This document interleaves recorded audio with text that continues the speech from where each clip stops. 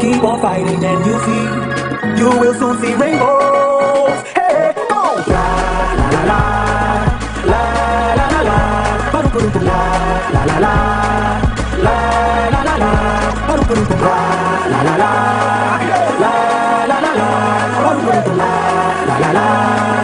la, la la la. Beautiful clouds, where you are, there are beautiful clouds, where you are, oh, oh.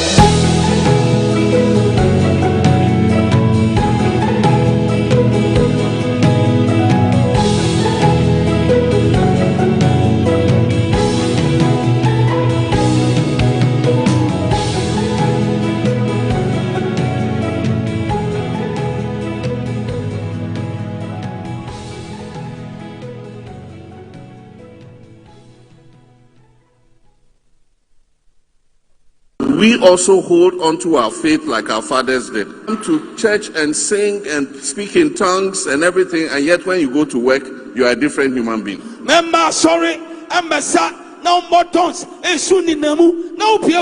now your Christian life must show at work. It must show at home. It must show in your public life. It must show in your business. You must be honest. And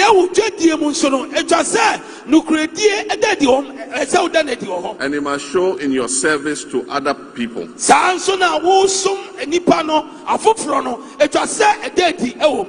So our faithful fathers believe that a Christian must be honest.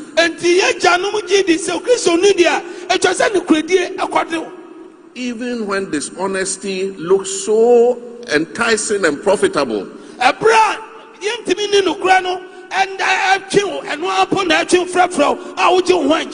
Even in that temptation, our faith teaches us to be honest. Government is broke, government is broke. But people are spending billions to go inside the government that is broke. Have you ever seen a minister who resigned because government is broke before? Government has no money. Have you ever seen a governor who said, ladies and gentlemen, when I was elected, I thought the government had money. Now I discover government has no money, I resign. Have you ever seen it? Government has no money, but they are bringing money out at election time. Where is that money coming from? So they are lying. What is happening is that there are two types of wicked people in government. Type 1, they eat current money. Any money they find in government, they will eat it. They are wicked about that one. There is type 2. Type 2, they eat current money and future money. They will say, my term will end next year. When I leave, how will I eat money? Let me borrow money now and borrow money of the future and eat it now.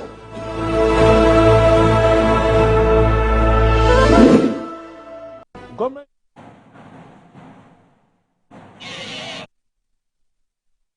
Yeah, that's interesting, isn't it? I was on. Anyway, good morning. Thank you very much for joining the show. This is Good Morning Ghana on the Metro Television. My name is Aldo Moore. It's always a pleasure to come your way. It's a beautiful Wednesday morning. It's always beautiful because we're still alive and kicking, and we want to say big thanks to the Almighty God for making it possible for us to return here to join the nation's conversation on the big issues that are making the rounds in our dear country, Ghana. My name is Aldo Moro, and it's always a pleasure once again to come your way.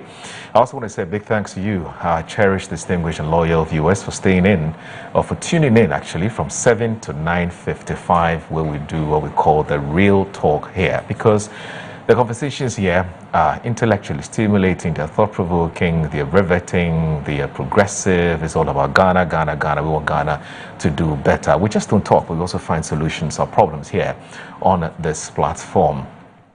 I'll share with you the WhatsApp line again. I've been doing that for the past 2-3 weeks, but I'll still do that because I know that some of you still perhaps don't have the number. Let me just go straight ahead and look at what the front pages of the papers are reporting this morning, and I'll tell you what. I have a big guest here. You don't want to miss out on that. I don't tell you who the person is, but let me do this first, and then I can go to the person quickly and kickstart our conversation. So I'll start with the Daily Graphic. Daily Graphic this morning says that against xenophobic attacks, Ghana takes tough stance, declines South African president visit. This government unveils renewable energy plan. Does Goldfields Foundation World Vision provide water for Damai community? That's with the Daily Graphic for today.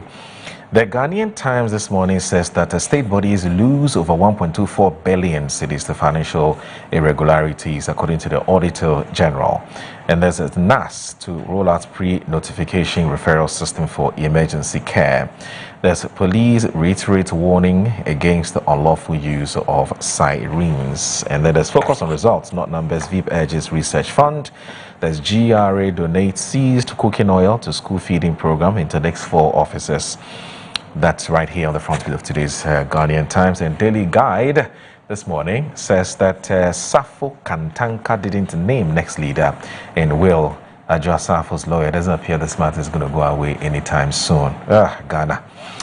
Security Service recruitment, 1,300 candidates have HIV. Whoa. That's according to Minister. There's government officials linked to OC, $208 million meth bust, according to Muntaka. And there's Asantehima picks Nanaya Echa II as 2 named. There's 2 killed, others injured in Seshi. Sayirano police, according to residents, and also residents clash. The Insight says that Kwesi Pratt calls for united struggle and socialist transformation to build Ghana's future. You know, Kwesi Pratt will be joining us today. Maybe I want to pick his thought on exactly what he means by this. Now, DVLA clarifies 308,000 cedis theft case, says funds did not belong to authority. And as GSS survey exposes market women, there's Olonka thievery. Afro visionary, how Salam Amadou is redefining African enterprise and social impact in Ghana. And as Ebola death toll exceeds 500 as the first clinical trial begins. Be warned, police caution public against unauthorized use of sirens and also strobe lights. The Herald this morning is reporting that Goldfields mine lease lobbying court in Ghana, South Africa diplomatic chaos. There's the Interior Minister drops bombshell in Australia drug probe and Security Services applicants HIV test. GWCL shuts Dodua booster station tomorrow. Windfall for water tanker cartel. And as Ghana Gas Management blames Kennedy Japan and Ben Asante in Airport West property acquisition. And there's Council of State against sensitive public offices for dual citizens. The Ghanaian Publisher this morning is reporting that government officials involved in $208 million meth scandal, according to Muntaka. There's Ramaphosa's visit freeze. A minority demands full details. Akofena, not Crystal Asafo leader, says lawyer Kwame Kufu. AG uncovers 5.27 billion cedis rot in 2025. And Elvis Darko's The News Center says 94.6 million cedis wasted under Green Ghana. And there's a Miss Richie Plantations paid 9.5 per, with us 9.5 cedis per seedling, while 1 cedi per seedling offered by local seedling suppliers was rejected. Anyway, government officials on the probe over $208 million in the scandal. The court strikes out false case against Amaddeep Sanamdeep Singh Hari. And then you have the Daily Statesman. The Daily Statesman this morning says that 1,300 security recruitment applicants test HIV positive. MPP Efia, Secretary East, Asante Achem Central Election suspended.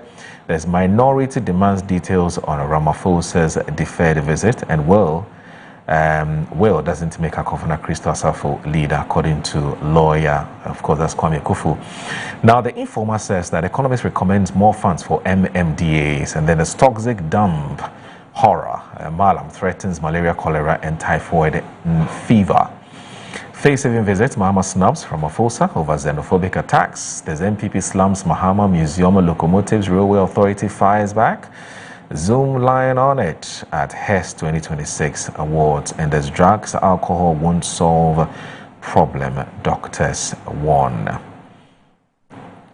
The Daily Searchlight, Rawlings and famous tribunals coming back as Ayine lays bill before Parliament, and there's 35 people died in the floods, 6 still missing, 58,000 displaced in Accra. Interior Minister, controversy over Ramaphosa visit, controversy threatens to overshadow bilateral ties.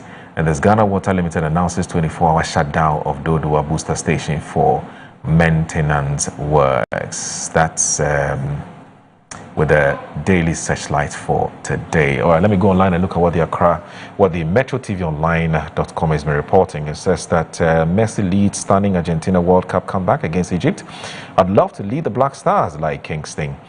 And there's Unimark appoint and there's Oforisa Punga's first chancellor. There's Kolibu 6 answers after Miss Bell's hospital bed. And also remove illegal sirens, strobe lights or face arrest. Police warn. It's remove. And as NACOC sets July 31 deadline for mandatory registration of chemical operators. But what are the quotes cards saying? Let's check that out. What are the quote cards saying this morning before we get on with oh, okay. I missed out on the quote card set today. All right. So this morning I have a big guest, as I did indicate, but we'll just take just one brief break, less than 2 minutes, straight away. All right. So we have one. Okay. All right. So yeah, let's do this. We'll just take a short break, it's less than 2 minutes, and then we'll come back and I'll tell you who this person is. I just want to keep you in suspense. Don't go anywhere.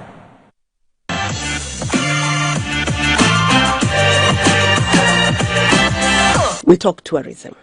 Tourism is a service.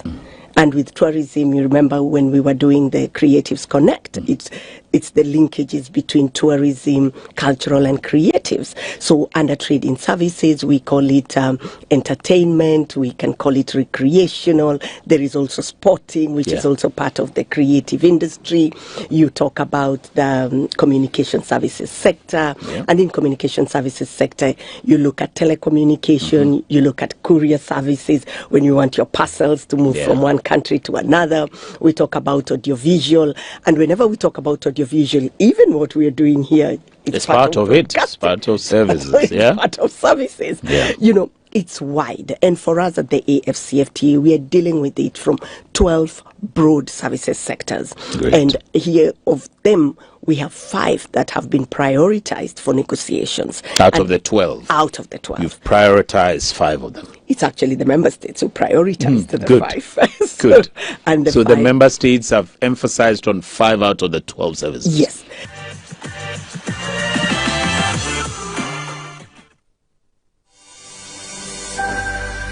I promised, and I'm going to deliver. I have a big guest here, a very important guest as well. I mean, I'm talking about the Secretary General of the African Continental Free Trade Area. I'm talking about Wamkele Kibetswe Mene. I just want to be sure that I got the pronunciation of the name correctly and that I didn't butcher it. Now, We struggled to get him here, and we're grateful that he's been able to make time, taking time off his very, very busy schedule to come in and talk to us about AfTA. I'm sure you've just heard the word, AfTA. What is AfTA, really? I mean, how do we get the citizens to understand what is AfTA and to get citizen participation so that, because without the support of Africa, without the support of the citizens of Africa, AfTA is going to struggle to operationalize and to make the kind of progresses that it intends to make. And so the man himself is here, and we want to kickstart our conversation now. Good morning, sir. Good morning. Thank you very much for joining us on the show. Thank you very much. How are you? Good. Thank you. Thank you for having me. Yeah. Before we make any progress, I want to be sure that I got the pronunciation of your name correctly. Yes. It's Wamkele Kibatwe Mini? Mm-hmm. Yes. Okay. I haven't done badly. You've done well. At all. Thank you. You've done well.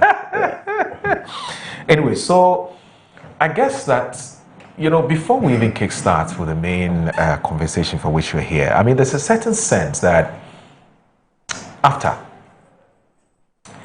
is not really being deeply understood by the citizens of Africa in terms of what was the problem and what was AfTA, how is AfTA supposed to deal with this problem, and why must I care about AfTA? How do you respond to somebody who meets you, say, in town and says, "Say, you are the Secretary General of AfTA. Why do I have to care?" How do you explain that to an ordinary African on the streets of Africa, even before we go to some specific issues for which reason we invited you this morning? Well, the structure of Africa's economy since the end of colonialism has been very, very much extractive. Right. We export unprocessed commodities. We have an over-reliance on the export of unprocessed commodities. We trade more as a continent with the rest of the world than amongst ourselves.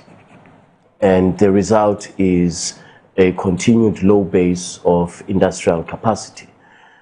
So the idea of the AfCFTA is to create a single market that will enable us as a continent to trade more amongst one another and to increase intra-Africa trade, particularly intra-Africa trade of goods that are manufactured, or even indeed commodities that are processed here on our African continent. If we are not able to achieve enhanced trade flows within Africa, our continent will forever remain in the periphery of the global economy. Now, how that translates to a person on the street is we are enabling you as an SME, you as an exporter, a producer of goods, or indeed a service, to expand to new markets in Africa. Ghana is in ECOWAS. If you want to trade with somebody in Nigeria, the ECOWAS rules apply. They allow you to export your services or your goods to Nigeria or any other country in ECOWAS. Before the AfCFTA, there were no rules. In fact, if you were a Ghanaian exporter and you are exporting to, let's say, Kenya, a country in East Africa, the so-called global rules would apply. So your products or services would then be treated as if they are services or goods of a European exporter. Sometimes you as a Ghanaian exporter would be experiencing barriers to trade or to access the market of Kenya more than a third country exporter. So the rules have enabled, the AfCFTA rules have now enabled businesses to scale, to invest in other parts of the continent, and to create opportunities outside of their country or region. The continent of Africa is 1.4 billion people. The combined GDP is $3.4 trillion. It's a significant market, but it is a very, very fragmented market. It is very, very difficult to expand your business outside of your region or your country. So that's really the objective of what we're trying to do, to enable businesses to scale, to take advantage of new opportunities in other parts of the continent. Would you say that is happening? It is happening slowly. The decades and decades and decades of fragmentation, market fragmentation, mean that it is very, very difficult to access markets in other parts of the continent. The transport and logistics costs are high. The infrastructure costs are high. So these are once you agree on the rules for eliminating these barriers, you then face other barriers, and that is the cost of trade, the cost of transport and logistics. And we have to work with our development finance institutions to tackle this challenge of the cost of infrastructure, the cost of transport and logistics. It is sometimes much more affordable to export your goods outside of the African continent than within the African continent. In 2024, we recorded $220 billion worth of intra-Africa trade, which is a good start from 5 years ago, and even from the year before. It's a 12.5 increase from the year before. So we're seeing steady progress, but the challenges that are outside of the trade agreement that you and I experience, the difficulties of traveling in Africa, for example. Absolutely. When you have to connect in Europe or in Dubai to go to another African country, these have a very, very negative impact on intra-Africa trade. And I mentioned also the issue of the infrastructure. But even with that, even with those challenges, we are seeing a positive upward trend in intra-Africa trade. So you look back 6 years ago when this whole idea was birthed and the implementation being undertaken, and you would say that so far so good. It is not exactly where you had envisioned to be 6 years down the line, but you think that 6 years, when you look at what has been achieved so far, is a good start. You have also mentioned some what I call structural problems that we have, which it's beyond your control. What it means is that these African countries would have to deal with these structural problems, because at the very least, you are just a coordinator. Okay, you're a vehicle through which Africa must be able to trade amongst themselves and so on. So you have your own limitations. To what extent would you say the structural problems has affected the pace at which AfCFTA ideally would have loved to move? Well, first, let me just say that it's actually creating a single market is an idea from May 1963. Right. It is unfortunate that our continent started implementing this vision only 6 years ago. Right. So it's a long-standing vision that underpins Pan-Africanism. The structural constraints that you refer to, they are a reflection of Africa's economy. Right. The entire continent is facing this crisis of the high cost of infrastructure. The infrastructure deficit in Africa is estimated to be at $150 billion by the African Development Bank, and that is across the regions of our continent. We talked a few minutes ago about the issue of transport and logistics. The costs of connectivity are very, very high. And so if there are structural constraints, we will not be able to move as fast as we would like to.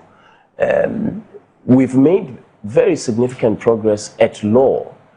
We have an agreement for the very first time. 50 countries have ratified it. But the point you make, the underlying point you make, is absolutely correct. By the way, the other structural constraint is the cost of trade finance. It's still very, very high. And so even if you do have a compelling business proposition, the financing to be able to expand your business from West Africa to East Africa continues to be high. And all of these factors, they do have an impact in how quickly we're able to enhance and increase intra-Africa trade. So there are externalities that are outside of our capability, and certainly outside of many governments' capabilities. So, for example, the issue of transport and logistics in Africa is not a challenge for one government. We have to tackle it as a continent. We have to ensure that as a continent, we finance our own maritime route, for example. We finance our own air connectivity so that we don't have to connect in Europe when we go to another part of the continent. So it is, we've made very good progress, but we continue to have these challenges, and I think they will be with us for some time to come. It doesn't mean that we should not continue to forge ahead with this continental project. It means that we must continue to forge ahead, but with greater collaboration with our development finance institutions, for example, so that they finance the infrastructure deficit, they finance transport and logistics, and they continue to finance and provide support for trade finance. Right. You mentioned external challenges, and those external challenges, so far we've focused more on the structural side of things, but there's also the political side of things. But we'll get there at some point during our conversation, because we know what's happening in some other countries. I mean, we can't talk about AfTA without looking at the free movement of human beings, moving from one country to another. You've mentioned logistics, transportation, but there's also there are also instances where the political development and upheavals and so on. We'll look at that and how that could potentially affect the movement of goods and services, which is actually the main objective for setting up AfTA. Nevertheless, you have moved from what you term as negotiation to implementation. What does this mean for business in Africa?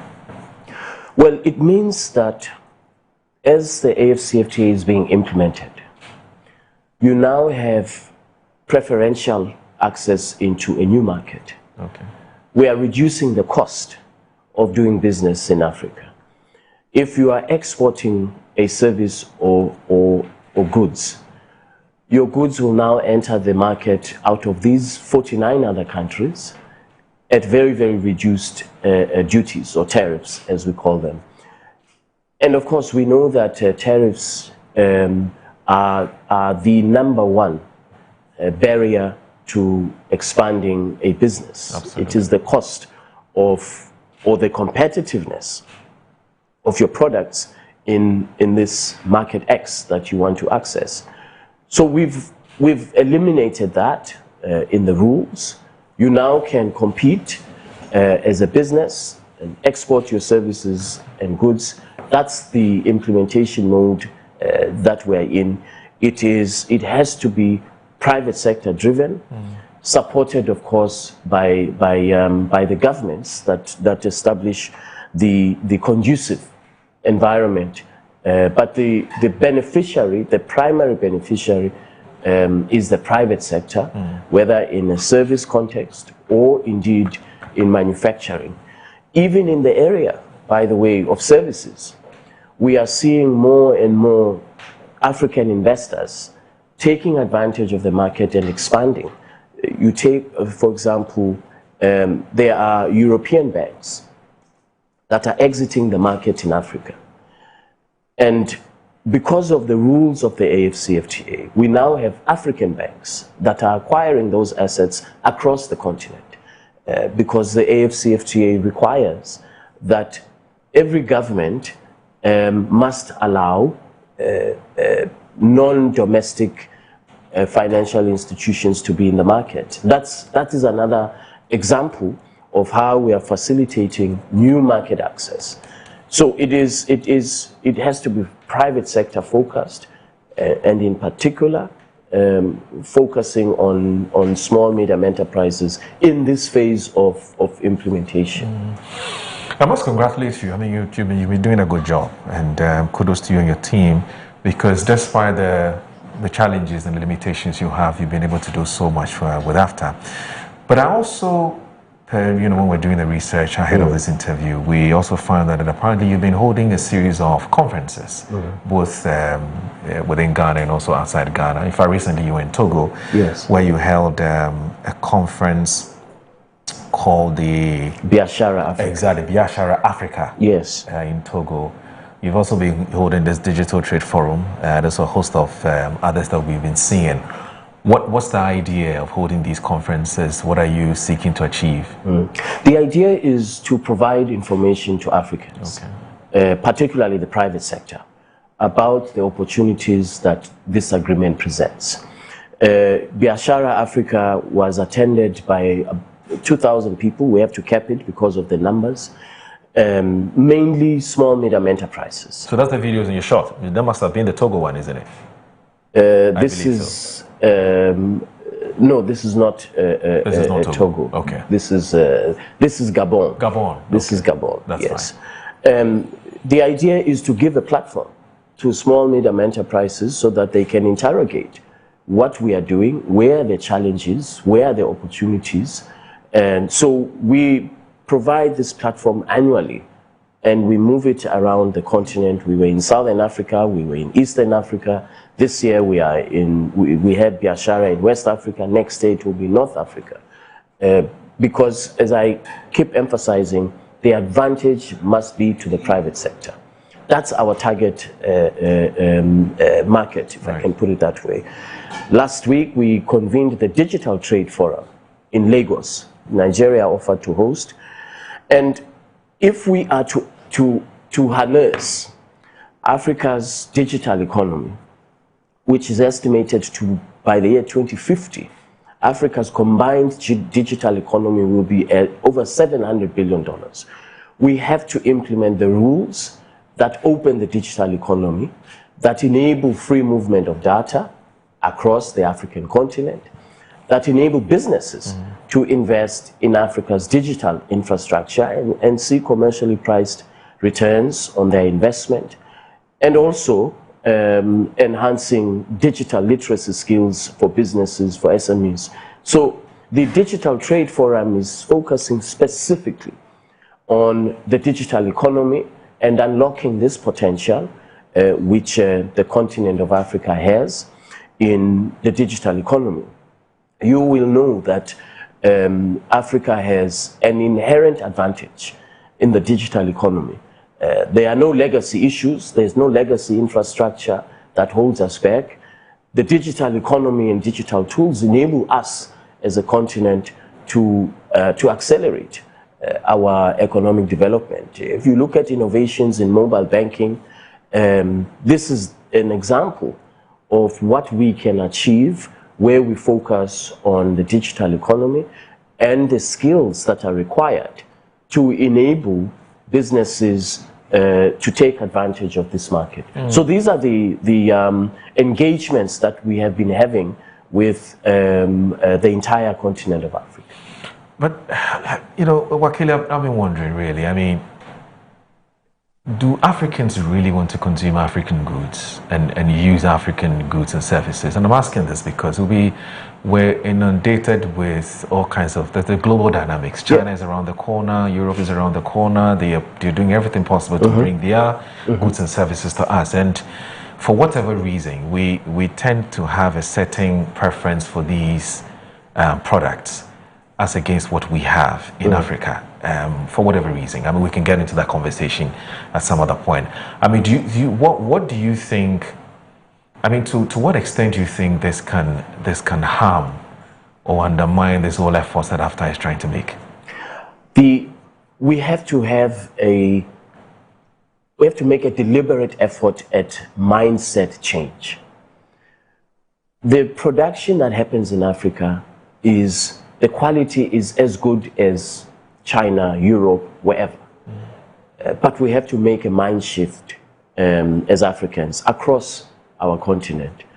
And and accept that actually we can be as competitive as any other part of the world in the production that happens here on our continent. We have to, the imports from other parts of the world will continue to be there. There's nothing, we can't restrict them. Right. But we can shift our minds so that we buy chocolate from Ghana, coffee from Ethiopia, milk from Uganda. So the goods are there, the agricultural products are there, but we have to make our the mind shift that our products are as good as products produced anywhere else in the world. Chocolate in Ghana is as good as Swiss chocolate. Right. But we see all over our continent Swiss chocolate.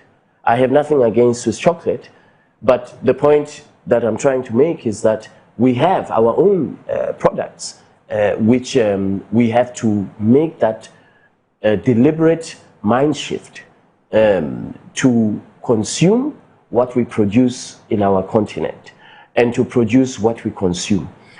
You go to some parts of the continent, you will see coffee from country X outside of the continent.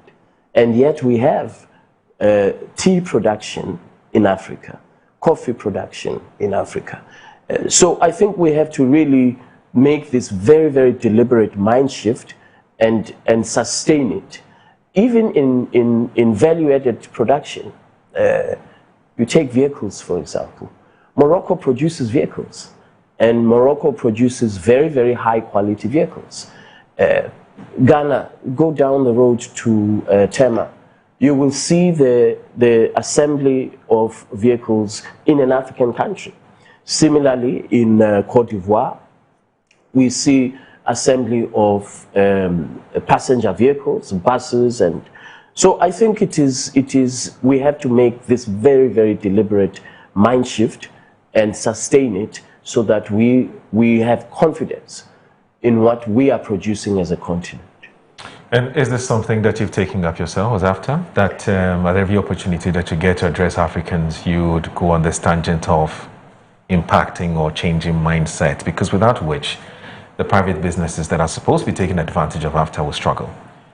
We have, but it will require more than just us. I agree. It will require a collaboration with governments, right, with the private sector, with civil society. Including the media. Including the media.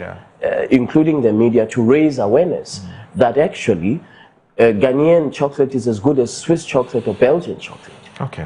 This is and we have developed the rules that enable our products to be more competitive and affordable in our continent. But if these businesses that are supposed to be taking advantage of AfCFTA have to be as competitive as, say, all other businesses or organizations around the world, they would have to have access to capital. Yes. And there was an Afrexim report which was released this year that looked at the fact that one of the biggest challenges that most of these companies are facing has to do with access to capital, which is finance. In fact, I can read a portion of it. It says Africa's ambition to deepen trade across the continent could face major setbacks unless government and financial institutions address an estimated $80 billion to $120 billion annual trade financing gap.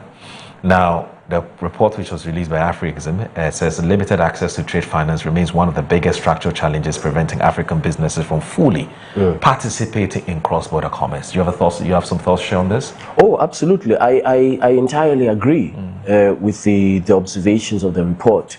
The cost of trade finance is very high, sometimes up to 18-20% interest, and that, regardless of how compelling your business proposition is, if you don't have the capital to deploy to enable you to expand, you will remain in your country or your region. You will not be able to take advantage of the economies of scale.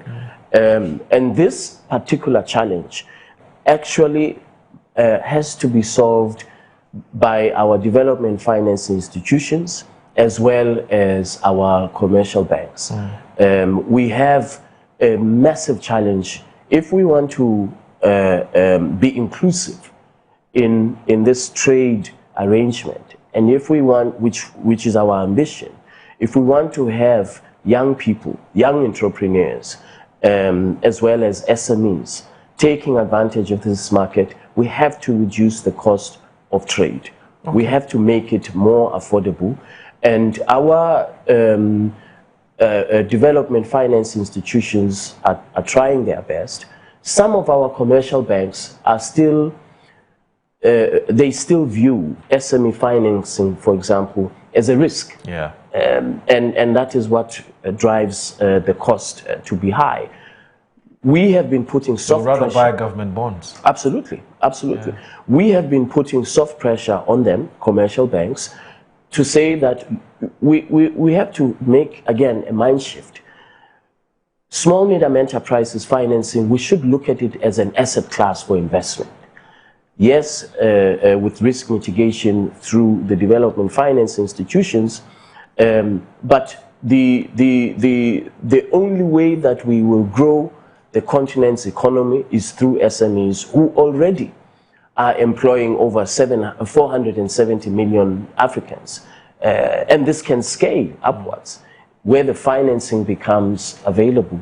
But of course, we understand. I mean, some banks are reluctant. They say, well, you know, these clients, they do not have the security to enable us to have confidence in their bankability. So we need to increase the cost because the risk is very, very high. So we've got to work with our development finance institutions so that they too, you mentioned Afrexim Bank, AFDB, Africa Finance Corporation, between the three of them, they have a combined balance sheet of about $150 billion. It's not a lot, but we have to work with them so that they enable the availability of the capital for these commercial banks to do onward lending at affordable rates, particularly for SMEs and youth entrepreneurs. Even if it's micro lending, it still makes a difference to an entrepreneur who wants to scale and access the Tanzanian market, for example. Now, again, I've been wondering, I mean, look, if we have to implement AFTA to the latter, what it means is the national governments would have to be up and doing. You mentioned that earlier, and when you brought up the issue of structural problems that we need to deal with, like infrastructure and so on. Now, what do you think that these member states must do now to sort of domesticate AFTA commitment and to make it work on the ground? There's one step that all governments have to take, and that is to go to their parliaments and their ministries of finance and to simply take the domestic legal procedures for domestication, which in many countries it's referred to as to gazette the agreement, usually done either through Parliament or the Ministry of Finance that's responsible for tax revenue collection. It's a very, very simple step. I am very happy that 26 countries have already taken that step of domestication, and so 26 countries are benefiting from the reduction in the tariffs in the implementation of the agreement. So it's a very, very simple step that has to be taken. Over the next 12 to 24 months, as the Secretariat deepens implementation, what should we be expecting? We will continue on this path of working with governments to reduce the cost of trade. We will continue to accelerate implementation. First. Second, we will continue to accelerate the implementation of tools that reduce the cost of trade. So, for example, we introduced here in Ghana in 2021 the Pan-African Payment and Settlement System, which enables payments in local currency without having to resort to a third currency, the dollar or whatever the case may be. It has been, the Pan-African Payment and Settlement System is now operational. 150 commercial banks have switched onto it. 20 central governments have granted approval to their domestic market for switching on to PAPs. We want to scale that. Over the next 24 months, we want to have more countries, more central banks that enable their commercial banks to switch on to PAPs, because that's how we will further reduce the cost of trade. Okay. If we can reduce reliance on third currencies for trade in Africa, Right. we would be reducing the cost quite significantly. And we would be ensuring that capital remains in Africa and that it circulates in Africa instead of third countries. So these are the two priorities for us. Awesome, awesome. We've also seen this wave of visa, these visa waivers for African countries, and indeed Ghana has been at the forefront of doing this. We have waived visa for quite a number of African countries, and some not even African countries outside Africa. That's what I'm talking about. I don't have all that. I don't have the list.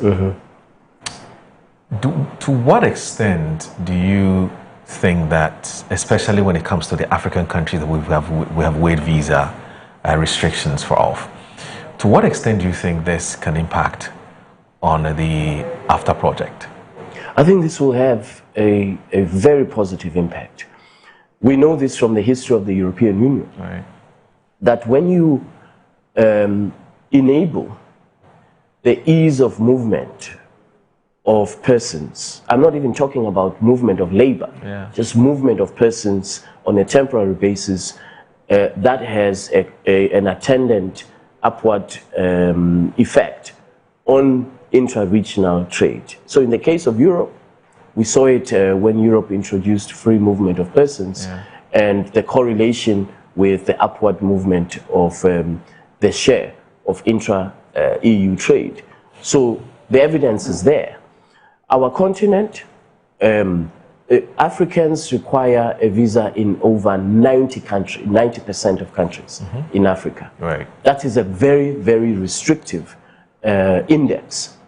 And so free movement of persons must be one of the pillars of economic integration on our continent. And as you correctly say, a number of countries recently have introduced visa on arrival for all Africans. Right. The most recent being Burundi.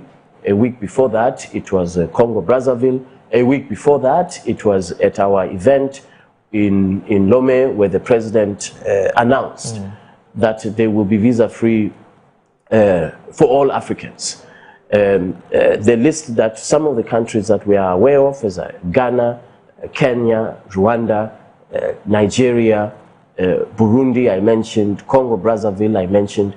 These are some of the countries, Benin, these are some of the countries that have taken the step unilaterally, even without going to the African Union, but they've done so because they understand the value, the economic value of ease of movement. There is a protocol in the African Union called the Protocol on Free Movement of Persons, which has been ratified, unfortunately, by only 4 countries. So we have to continue to advocate for this positive trend to continue.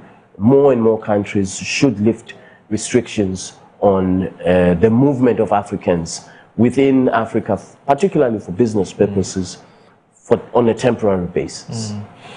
My final question perhaps to you would be this unfortunate development that we're beginning to see. I'm talking about the political instability in some countries, military coup d'etats and so on. And in some cases, not necessarily a military coup d'etat, but it's also we're seeing anti-immigration sentiments, and South Africa comes to mind. In fact, the South African president has been wanting to meet the Ghanaian president. I'm sure you've been following the developments as far as that foreign relations issue is concerned. But Ghana has been pushing back because there's a certain feeling that the leadership of South Africa doesn't really care about what's happening in South Africa, looking at what Africans who live and are working there are going through. And so there's been some back and forth. Whether that will be resolved sooner rather than later, we're not sure. But in fact, if you look at today's, this is one of the biggest dailies in Ghana. I'm sure you know that daily graphic. It says, against xenophobic attacks, Ghana takes tough stance, declines South African president visit. How would all of this impact on the AfTA idea, especially when we want Africans to move from one African country, set up business there, and live comfortably and live safely, and so on and so forth. If that is not happening, then this could potentially undermine the AfTA idea, wouldn't it? Oh, absolutely. Look, I won't comment on the government-to-government relations and the heads of states. What I will say is this, which I said last week when I was in Nigeria. The problems of South Africa are not caused by Ghanaians, Nigerians, Zimbabweans, Malawians. The problems of South Africa are domestic. And it is irrational to blame fellow Africans for problems that have persisted since the end of apartheid in 1994. Right. Even if we take the unemployment rate in South Africa, which is in excess of 30%, it is irrational to say that a population of 3.9%, which is the population of non-South Africans in South Africa, it's irrational to say that this population of 6 million people is responsible for 32% unemployment rate. Right. Even in matters that relate to security, it is equally irrational to say that we are responsible for law enforcement, but these other people are causing problems. But actually, you are responsible for law enforcement. So my view is that this vigilantism that we are seeing in South Africa is obviously illegal. It is against South Africa's own laws, and the government of South Africa has to move with speed to prosecute. I'm not talking about the foot soldiers, but to prosecute the ringleaders, the people that day in and day out we hear on social media, we hear them inciting violence, we hear them expressing hate speech, which also is unlawful, and we hear them daily violating the Constitution of South Africa, which is very clear. Right. That everyone has an inherent, and this is Section 10 of the Constitution, everyone has inherent dignity and shall have the right to have their dignity respected and protected. This is the Constitution. It requires the government to act.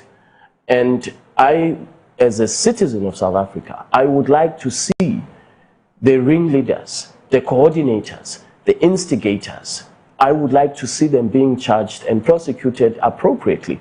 And the evidence is there for all of us to see. There's no question about, you know, the fact that they can't meet the standard for prosecution. Right. Is there. And it is inconsistent with the AFCFTA and what we're trying to do. Right. Because we're trying to build a single market. We want to build a single market that will be connected, that will enable free movement of persons for business purposes. And by the way, you know, when South Africa and Ghana removed visa requirements for each other, the movement between the two countries increased by 296%. Okay. Which tells you that where you enable people to move, you'll see the economic benefits. And so I totally reject the xenophobia that we see. I believe that it is truly against the values of Pan-Africanism. Okay.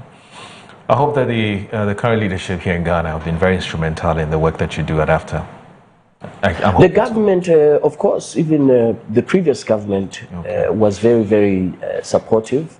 You remember we set up here in Ghana in August 2020, and we have been here now, this is year 6. Right. And the government has been very, very supportive, both the government of President Nana Addo Dankwa Akufo-Addo and the government of President Mahama.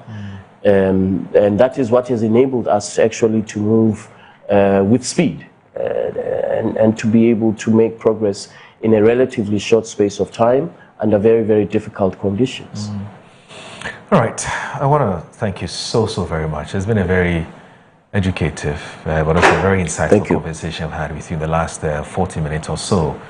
And we want to say a big thanks to your officers at AFTA for pulling this one off. I mean, big thanks, for instance, to there's one of your staff who's a very good friend of mine. I was very excited. I was very excited to know that she's still with AFTA. I'm talking about Clenam. Yes, she's a very hard-working lady, and she's. I was very happy to see her this morning, and I want to say good morning to her once again. So that's His Excellency Wakelele Kibietwe Mene. He is the Secretary General of the African Continental Free Trade Area. I want to say a big thanks to you for thank you very much. Thank you so very much, and have a word. And now you're already trending. Problems with South Africa is domestic. Yes, you're trending already. Yeah, the quote cards are all over the place. All right. Good. Have a wonderful day. Thanks. But let's do this again. Indeed. Yes, thank you very much. Because I think quite clearly we would have to deepen the media engagements a bit more to be able to educate Ghanaians and Africa on what you're up to. And so thank you once again. And congratulations to you. Thank you. Thank you very much. All right. Thank you. Thank you so very much. So that's the man, His Excellency Wamkele Mene. He's the Secretary General of African Continental Free Trade Area. He was elected as far back as in 2020, and he's been doing some wonderful things, and we just thought that we should invite him here to share some of the success story and also some of the challenges that AFTA faces and how we can surmount those challenges, and we'll have him here sooner rather than later one of these days. Anyway, thanks once again. All right, so stay with us. This is Good Morning Ghana on Metro Television. My guests are here, and we're going to be looking at what the newspapers are reporting this morning. They will do the analysis and so on and so forth.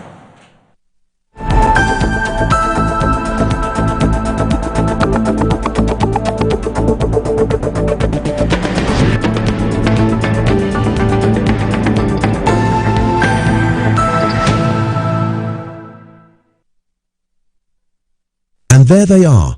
The squad is ready, lined up, ice cold, focused and prepared for national duty.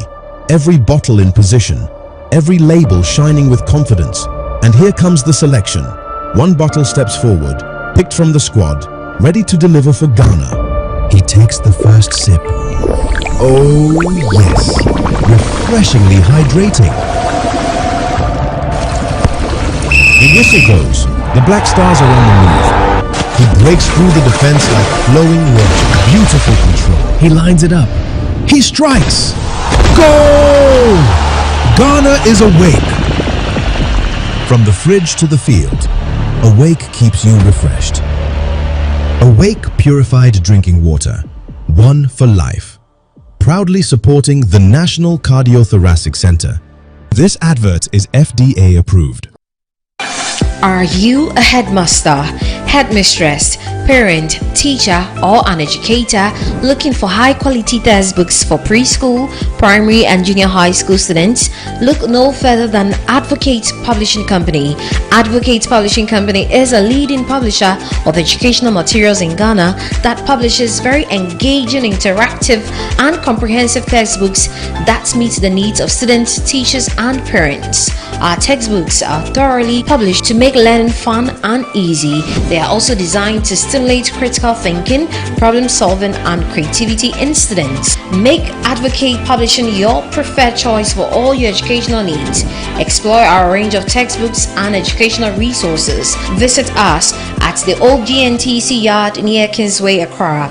You can contact us on 0503 786 776 or 02408 06354, also 0531 600 360, and connect with us on Instagram, X, and Facebook at Advo Publishing.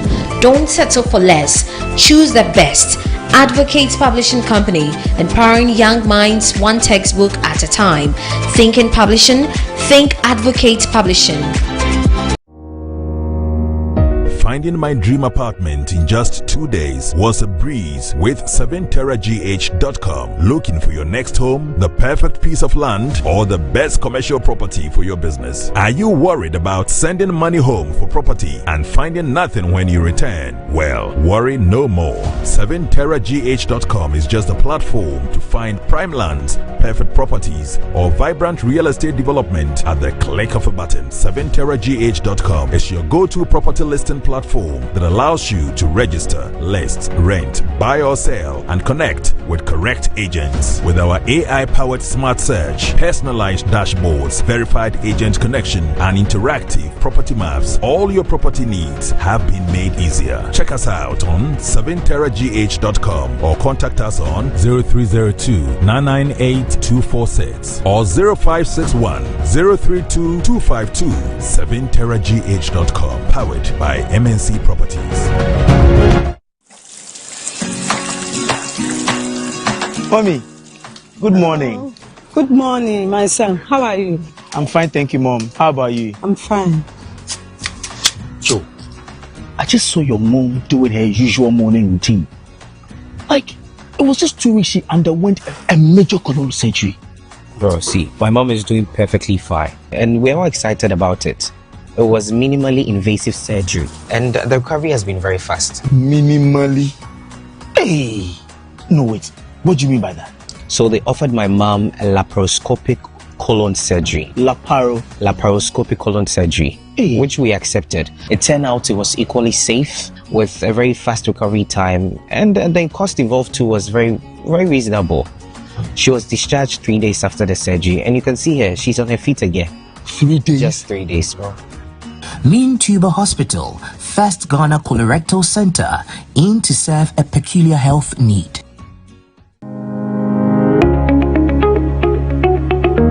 Looking for comfort, convenience, and class all in one place? Welcome to Stay Easy Apartments on Conference Center, where modern living meets exceptional service. Whether you're staying for business or leisure, Stay Easy offers you a home away from home. Spacious and well-furnished apartments, pool, gym, and everything you need to relax and feel at ease. Planning a meeting, workshop, or special event? Our event ground and state-of-the-art conference center is designed to host your events and bring your vision to life. From corporate gatherings to private functions, we provide the perfect space, supported by modern equipment and a professional team ready to assist you. At Stay Easy, your comfort and success are our priority. Book your stay or reserve your space today. Call us at 020-739-1473 or 0244-226367. Stay Easy Apartments and Conference Center. Stay easy with us.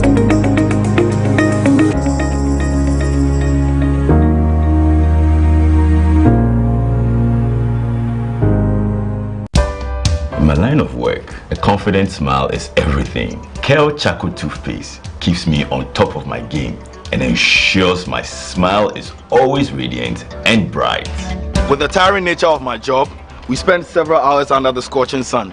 To keep our teeth white and our breath fresh all the time, we use none other than Kel Charcoal Toothpaste. Kel Charcoal Toothpaste. You're on a Kessie and in a kit one. Samayo Kendini, a who be here, Semetra Sapapadia to a mammy man for Kel Charcoal's natural ingredients, and a bomb is so buying, a man is swing, Nesasu Mama Hoto so a will bedroom. Kel Charcoal Toothpaste. Choose Kel Charcoal Toothpaste for anti-cavity, whiter teeth, and fresher breath all day. Available in 80 gram and 150 gram. Grab yours today. Kel, happy smile. This advert is FDA approved.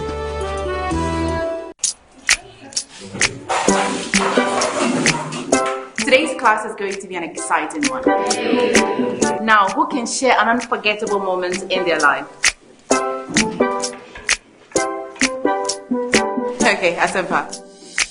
I'd like to talk about my first time.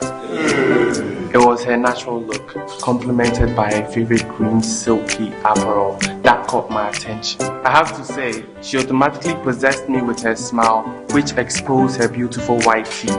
That's not all. Her enduring signature perfume could be smelled from afar. Madam, why do you look so surprised? My first time with her was special and irresistible. I'm talking about Cindy Rice. Cindy Rice can be found in selected supermarkets nationwide. Cindy Rice, sweet aroma, great taste. This advert is FDA approved. From the rich soils of Ghana, our farmers grow the finest ingredients. We clean, hand select, and carefully craft into bold, unforgettable flavors. And when you open our little bag of big taste, it's pure, bold, unforgettable flavor bursting in every bite.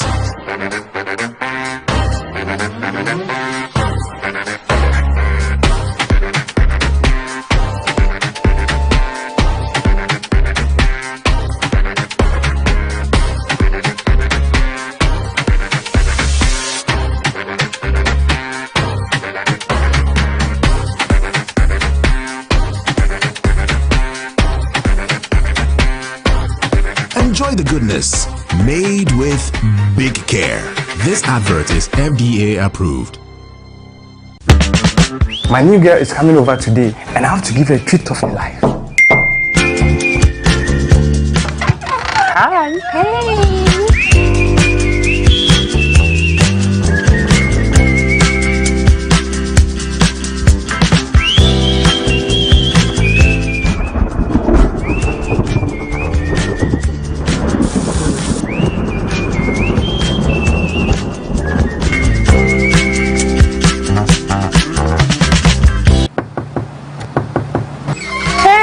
Good afternoon. How are you doing? Fine. I got you a paint.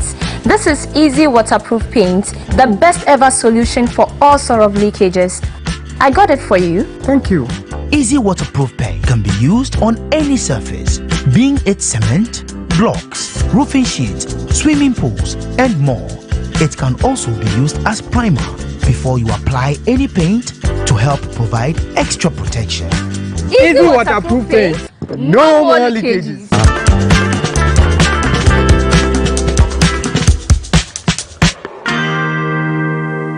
This July, Ghana will host global downstream energy leaders, innovators, and experts at the Ghana International Petroleum Conference, GEPCON 2026, to collaborate, exchange insights, and develop strategies and groundbreaking innovations through strategic dialogues. The event, held under the auspices of the Minister of Energy and Green Transition, Honorable Dr. John Abdullah Junapo, is on the theme Building a Resilient Downstream, Policy, Innovation, and Investment for Growth. His Excellency John Dramani Mahama, President of the Republic of Ghana, is our distinguished guest of honor. Speakers for the event are Mr. Godwin Kujo Tamaklo, Esquire, Chief Executive of NPA, Dr. Patrick Ofori, Chief Executive of Seaboard, Dr. Riverson Opon, Chief Executive of Comac, alongside other key captains of industry. Join us from the 16th to the 17th of July 2026 from 8 a.m. to 5 p.m. each day at the Palms Convention Center, La Palm Royal Beach, Accra. We can't wait to host you.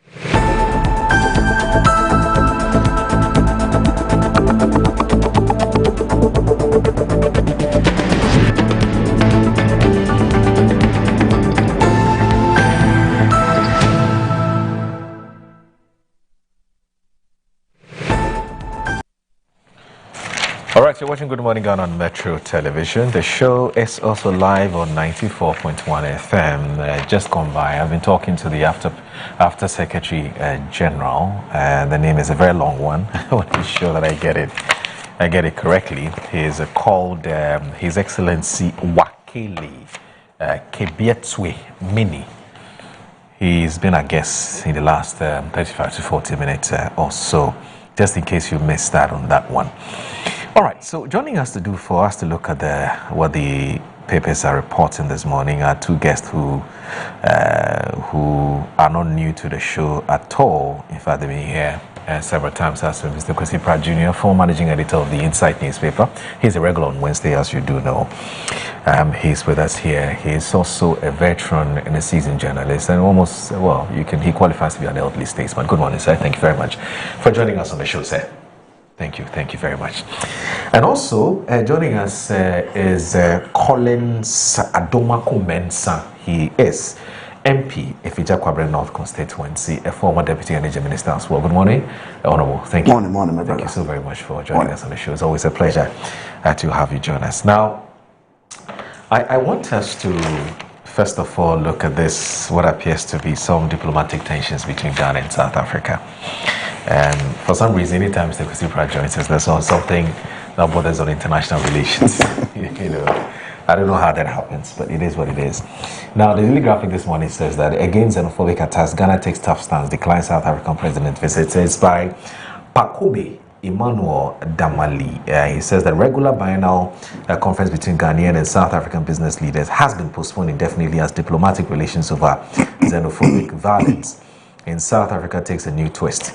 This year's BNC, which is Bi-National Commission event between Ghanaian and South African business leaders, was scheduled for the first week of August, with South African President Cyril Ramaphosa scheduled to participate in the conference, but the Ghanaian government has declined a request by President Ramaphosa for the official visit to Ghana, citing heightened concerns over recent xenophobic attacks in South Africa that have affected Ghanaian nationals.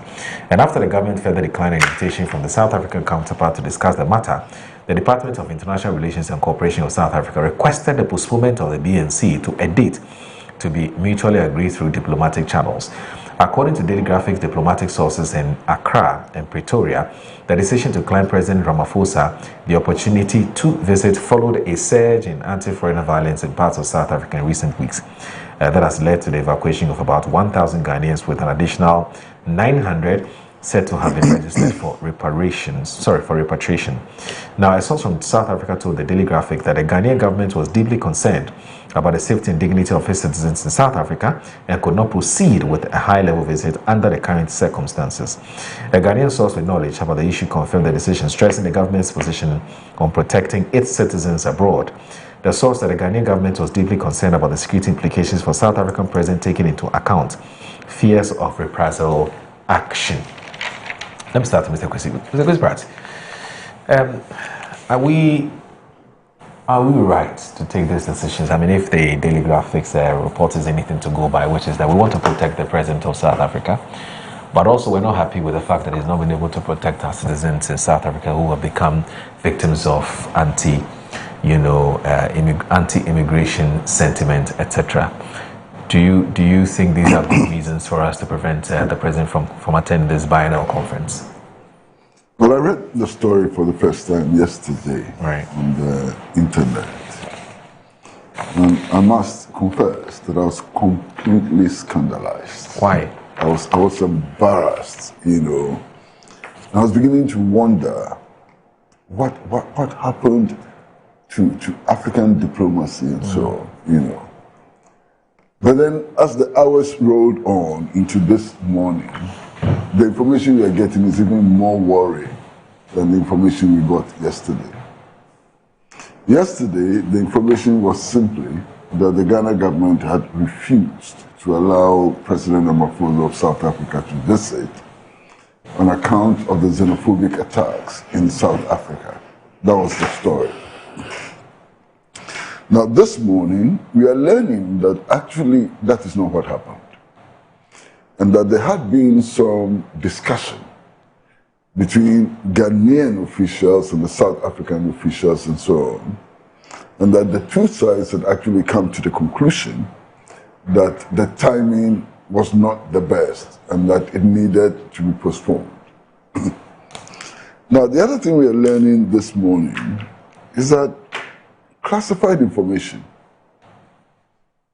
appears to have been deliberately leaked in order to serve, you know, some banal purposes. And we can discuss those banal purposes, you know. Communication between the two presidents, for example, is in the public domain. Who leaked it? My impression so far is that it was leaked from Ghana and not South Africa. If you look at the purpose of which the leakages occurred, because it's clear that the purpose was to show to the Ghanaian people that our government is standing up for the rights of Ghanaians, our government is fighting for Ghanaians and so on. And if that is the purpose, the leaks could not have come from South Africa, but came from Ghana. Now, here is my worry. People get to talk, institutions sit down to talk, governments get down to talk when there are problems, not when there are no problems. And if there are no problems, what is the purpose of promoting interaction and so on? So to say that because there's a problem, we are not talking is very strange. That is the reason why you have to sit down and talk and find solutions. But then you're telling us that there's a problem, so we won't talk. Now, if there's a problem and you won't talk, how do you resolve that problem? You understand? That's my first problem. Now again, I've looked at some figures, and if you look at the figures, you can clearly see that what is happening is uninformed, is pedestrian, and so on. And let's look at the figures. The official figures say that there are 17,000 Ghanaians in South Africa. That's official. Yeah. I think that this is way below the number of Ghanaians actually in South Africa. Yes. Okay. But the official figures say that 17,000. The report you read this morning indicate that we have evacuated 1,000. Yes. And we are expecting to evacuate another 900. That brings the figure to the Ghanaians we have managed to bring to safety to only 1,900 out of 17,000. So there are still more than 15,000 Ghanaians in South Africa. Right. Are we abandoning them to their fate? If we take this attitude, are we no longer talking to the South African government about the 15,000 who are still locked up in South Africa? What does this mean? We are abandoning 15,000 because we've managed to evacuate less than 2,000 out of 17,000. It simply doesn't make any sense to me at all. You understand? Now, I was in South Africa last week. I spent some time in South Africa last week. And on my flight back, I came with some of the Ghanaians who are there. And some of them complained that they've gone to register and so on. They are not being evacuated as quickly as they could. So they had decided to leave South Africa. They are not waiting for the government any longer because they thought it was too risky to stay there, especially as it was getting close to the June 30th deadline. So they were leaving. Now, some of them said that, look, the situation is quite uncertain and so on. So we are going to Ghana to watch the situation. If it improves, we are going back to South Africa. And I said, why would you go back to South Africa? He said, well, we've been in Ghana all these years. We can't get jobs, our lives are in a mess and so on. So if the situation improves in South Africa, we'll go back there because at least there, we are assured of a certain basic standard of living and so on. And I was also told stories about Ghanaians who are still in South Africa who have decided not to come back to Ghana because in spite of the so-called risk, they think that life in South Africa for them is much, much better than the life that they were, enduring, in Ghana and so on. And then there are some Ghanaians who are in South Africa who have been so deeply integrated into the South African society that living it's difficult. They are married there, their children are South Africans, and so on. So this is the reality that we have to take account of in any moves that we make. You have 15,000, in fact, right now, you have 16,000 Ghanaians trapped in South Africa, and you are posturing that you won't talk to the South African authorities. What is this? Maybe Collins should understand. I don't. Okay? Now, international relations is built largely on trust. Yeah. Understand? The things that heads of states discuss, the things that governments, foreign ministers discuss and so on, it's not put in the public domain. You understand? Some of the things that they discuss, sometimes they have to make decisions about life and death. Some of the decisions our leaders make is essentially about life and death and so on. So there's a certain confidential, channel for these discussions. Now, when you have discussions with other governments, especially at this level, and the next day is all over the media, what are you telling the rest of the world? That you cannot be trusted? That people cannot have confidential conversations with you and so on? What is this? The optics are bad. What is this? The optics are bad. And then, my brother, for me, African unity is an imperative. Without African unity, we are not going anywhere. And if we have time, we can discuss that. African unity is an imperative. So whatever happens on our continent, our leaders have to focus on that objective. Xenophobia, Afrophobia, whatever, and wherever it's expressed, in dealing with it, our objective must be to promote African unity, which is the only way we can salvage ourselves from economic exploitation and dependence on the colonial metropolis.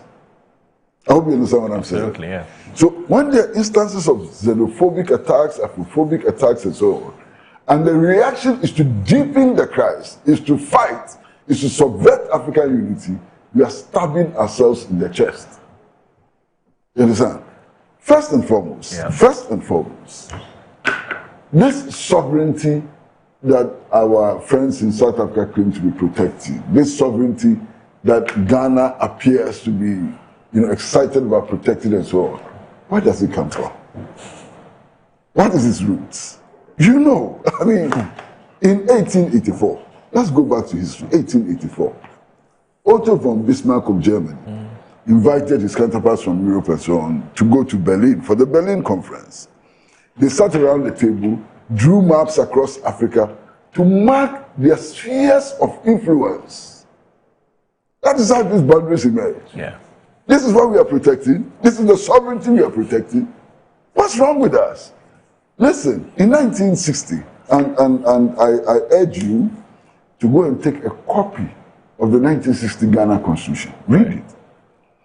In the 1960 Republican Constitution of Ghana, Ghana made a point that it was ready to sacrifice its sovereignty for the collective sovereignty of Africa.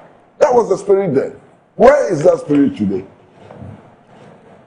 In our national constitution, 1960 constitution, we made it a point to insert a whole clause in the constitution committing us to greater African sovereignty than narrow national sovereignty.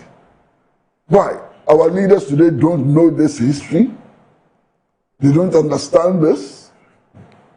And I'll tell a story that I've been telling everywhere. Now it's sounding like a cliche and so on, but I'll tell it again.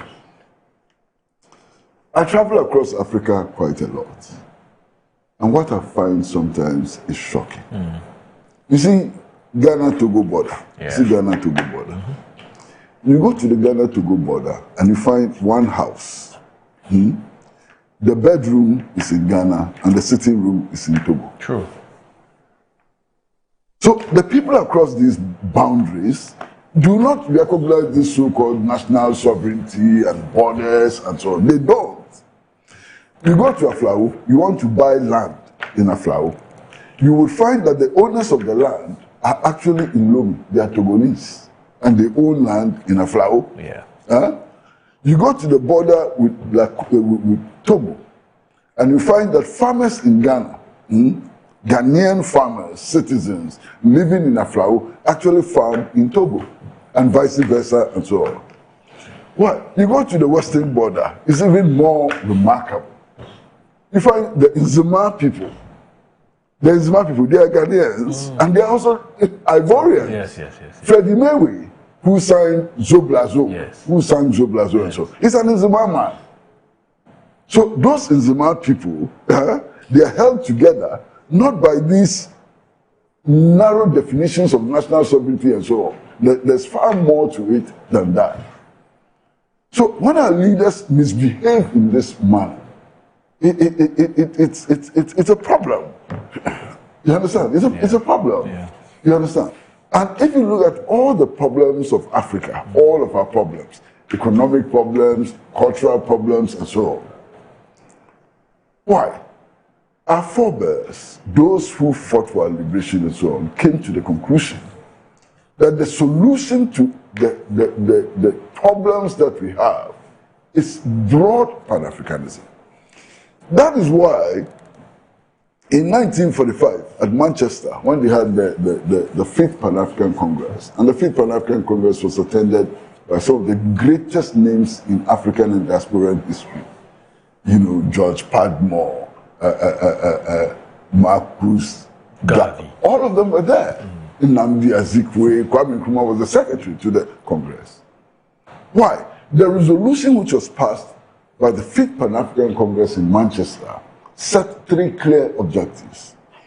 1, the intensification of the national liberation struggle, the struggle for our independence and so on, which they defined, and they defined it very clearly.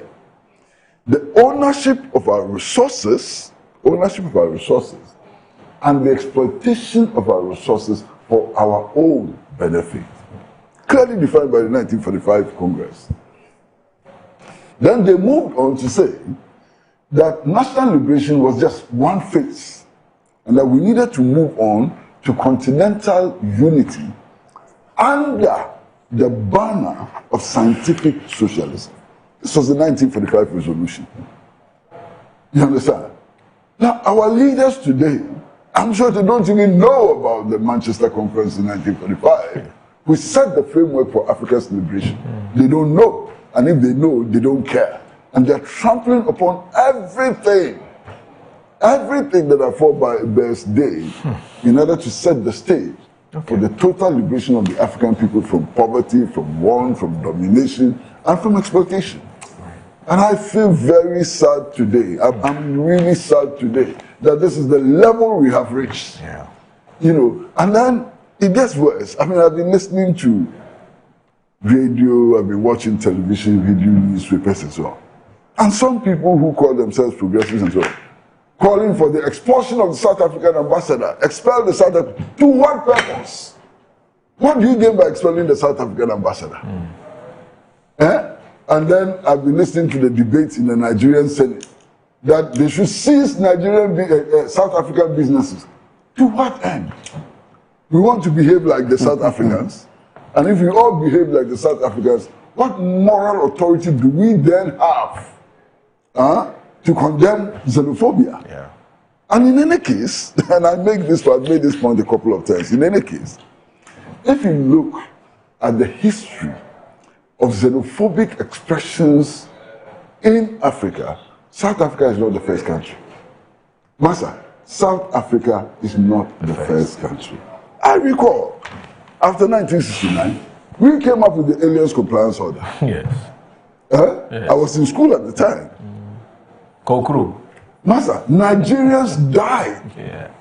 They died in their hundreds as a result of executing the Aliens Compliance Order. Right. What moral authority do we have to be pretending as for us we are okay and so on? Not just that. The Nigerians, didn't they reply? Yeah, they did. Ghana must go, didn't they reply? They did. The thousands of Ghanaians who died. And I saw Ghanaians carted in articulated trucks. I saw Ghanaians carted in articulated trucks from Nigeria. Other West African nationals and so on. When we actually came up with the Aliens Compliance Order, the number of Togolese, Burkinabes, Malians, and Nigerians who suffered as a result of our actions.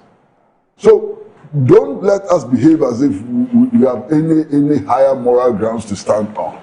What is this? All right, you're watching Good Morning Ghana on Metro Television, and that's Mr. Vintage, Mr. Kwesi Brad Jr., expressing his thoughts on the back and forth with South Africa and Ghana over the visit of Cyril Ramaphosa to Ghana to participate in a conference. Right, should we take the break now and come back? Okay, all right. So let me bring in Collins now. Collins, what are your thoughts? Yes, it's always exciting to listen to Kwesi on international politics. And as you put it, as fate will have it, anytime he's here, there's an issue that relate to Pan-Africanism and international politics. Something he's very passionate about. Yes. I've seen some of the attacks in South Africa, and truth be told, it's not a sight to behold. I mean, the extent of beating people, slapping people on the streets and all that.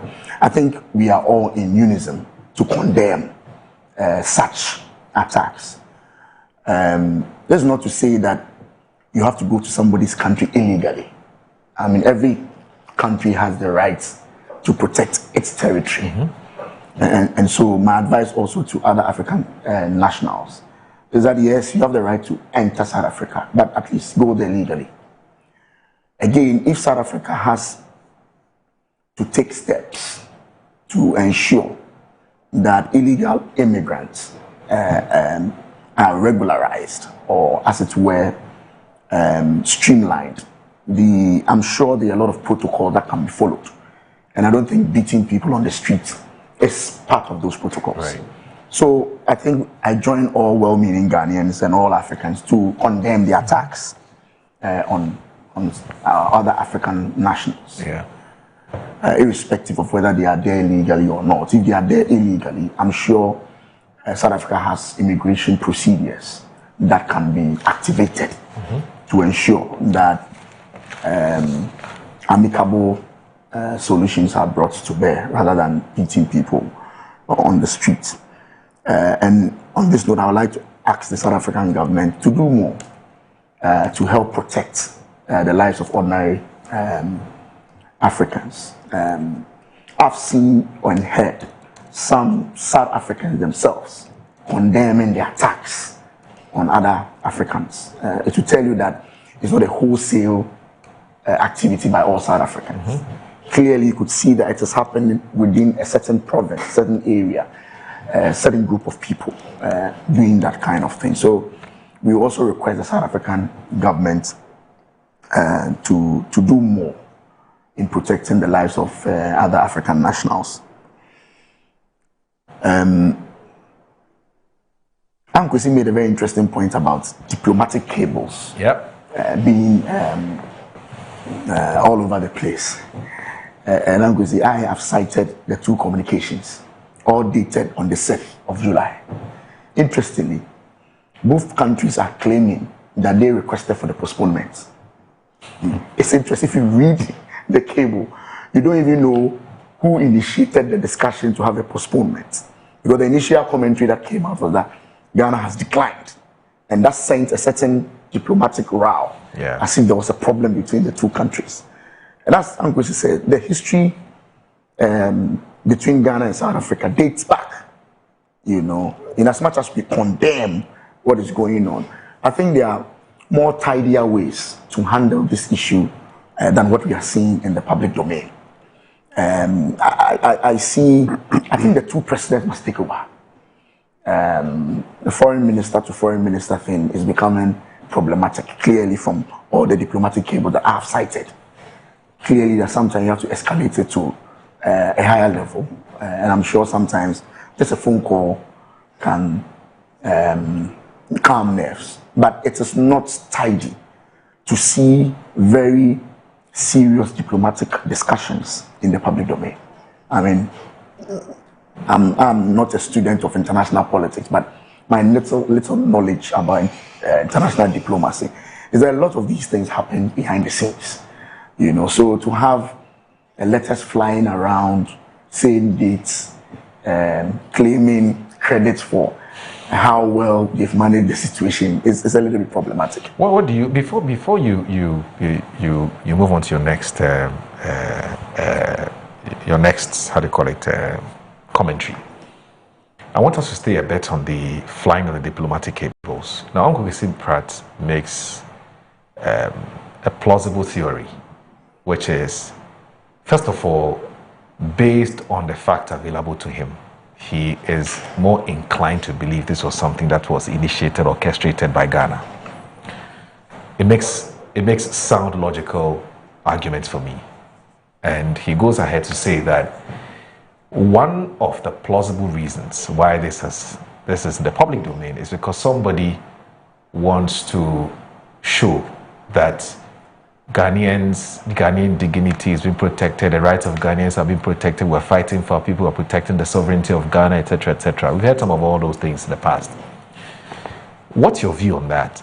Does that also sit well with you that, look, this could possibly be, because you talked about the untidiness of these documents flying around and so on, but it appears that those who are behind it have, per their estimation, per their thinking, it's a good thing to do. You have to send the right signal to Ghanaians. You have to make a statement to Ghanaians for Ghanaians to see that Charlie Ejuma, we're working. When the news broke out and you go to social media, yes, and I think that's where Ankwesi is coming from. Yes. There was some excitement in the air. Yes, let's deal with them. Don't come here. And I think it was done purposefully. Exactly. For a certain narrative. Yes. But I'm saying that behind that, now people are now beginning to settle down, to understand the whole issue. It's at that point that you may not have thought through that too well, because clearly now what is happening is not something that everybody will be excited about. I mean, diplomatic cables, and I have it on my phone. It's not that it's secret. I can read it to you because now it's public. It's all over the place. You get a point I'm making. So somebody may have initiated this just to get a certain uproar and a certain excitement within the Ghanaian public. A certain effect. But as I said, if you read both letters, for me, my point is that I think we should escalate it to another higher level for the big men to speak between themselves, to calm things down. There's too much between the two countries. Too much between Ghana and South Africa. And the statistic that Ankwesi has just narrated to us clearly shows that we still have close to about 16,000, this is official. 16,000 Ghanaians still in South Africa. 16,000 Ghanaians. And that's a lot. Now, what does this send to the South African government and the South African people? What signal? Are you not putting the 16,000 people currently in South Africa at risk? True. You get the point I'm making. So I'm saying that it has happened. We condemn the attacks. I mean, in no uncertain terms. When I saw some of the videos on TV, clearly condemning them. It's totally, especially when I saw some policemen. In some videos, you see some policemen standing there and, I mean, watching what is going on. I mean, it's as if it's been sanctioned for it to happen. No, maybe they're helpless. They've been overpowered. Well, but the numbers. Can you imagine if other African countries retaliated in the same manner? I know. Yes, that would have taken the whole thing out of gear. So it's condemnable. I mean, the act is totally condemnable. But I'm saying that we should find a way, to deal with this problem rather than the cables flying around with both foreign ministers trying to claim credits for the postponement and all that. I think the two big men can have this thing resolved as quickly as possible. Collins, as Mr. Kwesi Pratt raises, how this can significantly impact on the trust between the two countries, with South Africa and Ghana. I mean, can I trust Ghana with information? That is a very interesting question that Ankwesi asked, because diplomacy thrives on trust. That's the basic truth. I mean, when you go and you speak to your colleague minister, your thinking is that this is a state-to-state discussion, and therefore it should remain between us, or better still, just between us and our bosses. You mean it must be highly confidential? Absolutely. These cables don't send it to the public. This is addressed to an ambassador. In this case, was addressed directly to the Ghanaian High Commissioner. Should the presidency find out who did this? Ghana. Well, I'm sure by now. You see, so that we don't create a certain impression that this unfortunate leakage of this information. So I realize that the communication minister tried to water down the tension during his interview yesterday, and to state that this was an already planned visit. It was not necessarily because of the xenophobic attack. He tried to, as it were, calm nerves down. I get it, but you see, Collins, I'm just saying that until Mr. Kwesi Pratt analyzed this, we didn't really see the extent of damage that this could have between the two countries. You know, I mean, we just thought it was one of those things. Somebody's intercepted some documents out there, no problem. But this is much more serious than we think it is. That me and you are talking, and what you and I are talking is out there. How? Yes, and I'm saying that you know, when you look at the letters, and other African countries, and when have you heard look this. when you look at the letters, the two letters, even both written on the same day, the same date, and all that, it was like a communication from South Africa, and then there was another counter one from Ghana. Yes. My point is that we should try as much as possible to find a lasting solution to this matter. The solution to this matter is not the radio and TV discussion that we are having. Right. The solution to this matter is cool heads, you know, to prevail. And I'm sure His Excellency, having been in governance, having an experienced governance person for a very long time, who understand these things, you know. And I hope that things are happening as we speak. I'm sure some discussions are going on behind the scenes. We hope so. And to ensure that, you know, Collins. Should we get to the bottom of this? I know, as a matter of fact, that His Excellency John Dramani Mahama and His Excellency Ramaphosa are personal friends. Yeah.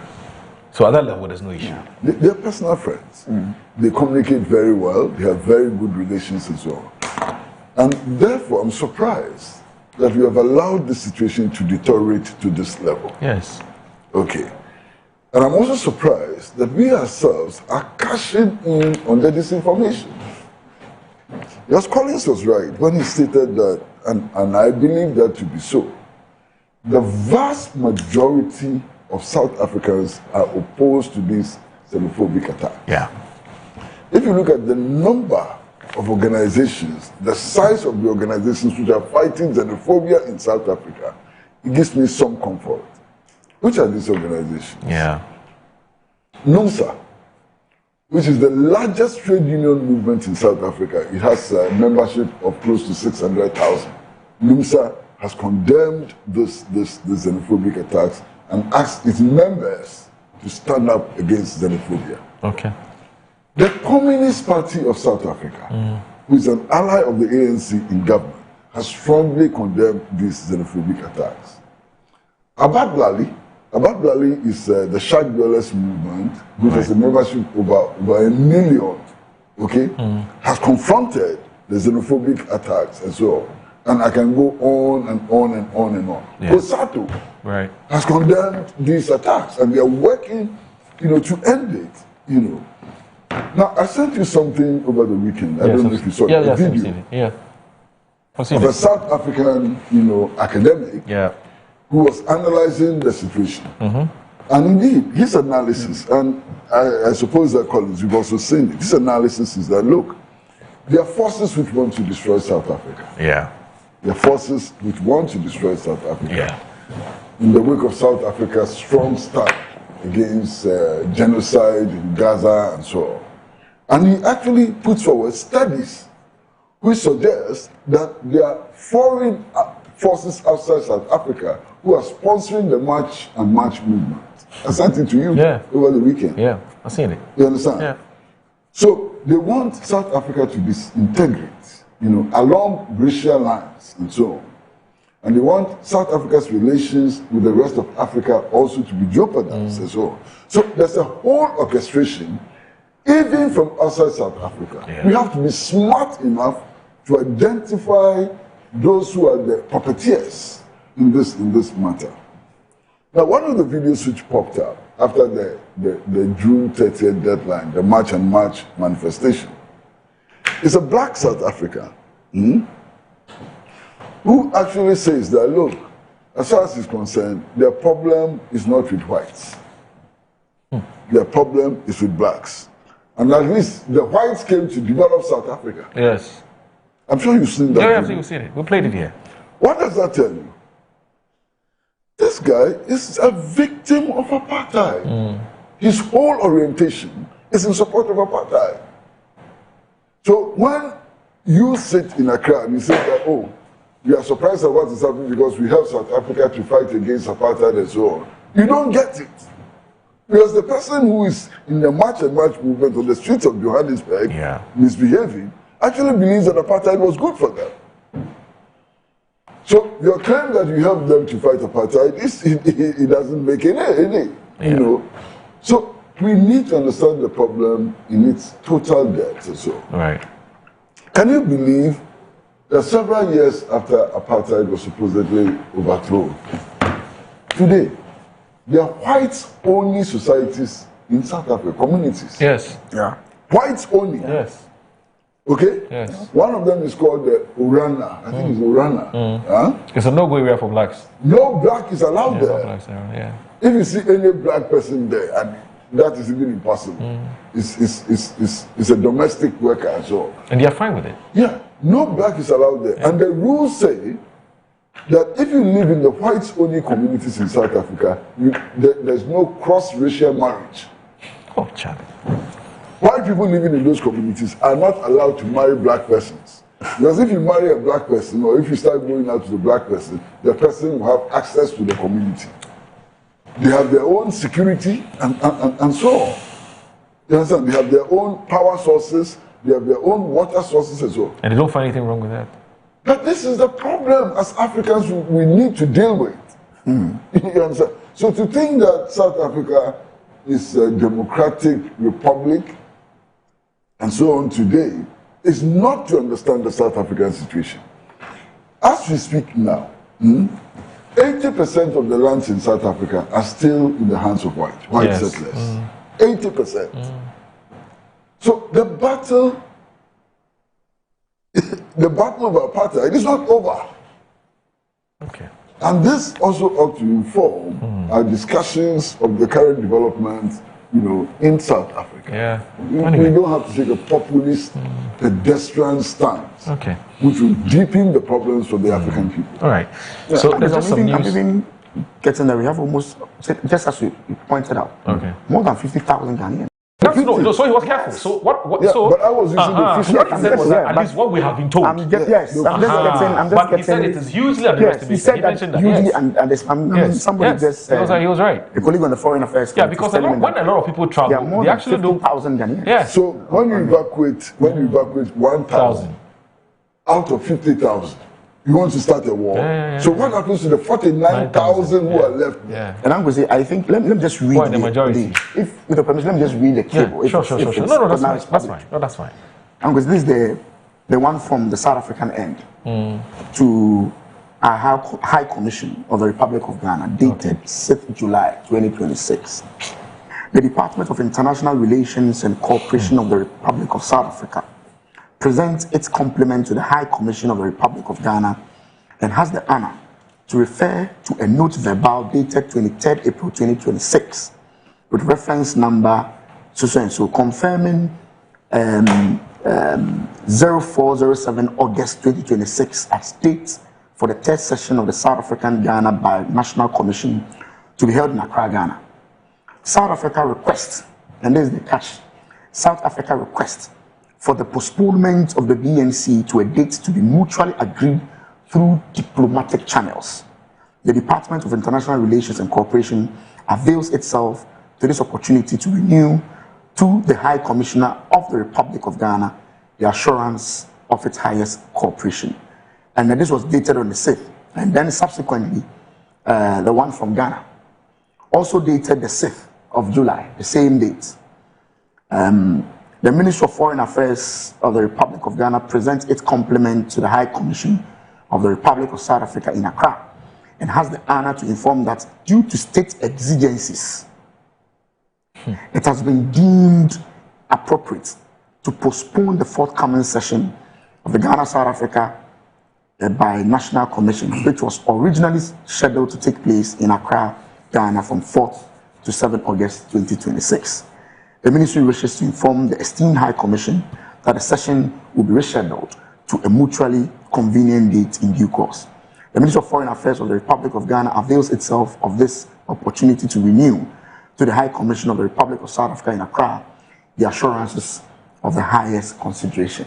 So we are not even sure which of the two parties requested for the postponement because both letters are dated July 6th. One says that I am requesting for a postponement. The other also say we are requesting for a postponement. But in all of these callings, we don't even know what the basis for the postponement is. Of course, I mean, unless of course when you read the Daily Graphic says their sources say A, B, C, D, but that's just their sources talk. We don't know who they spoke to.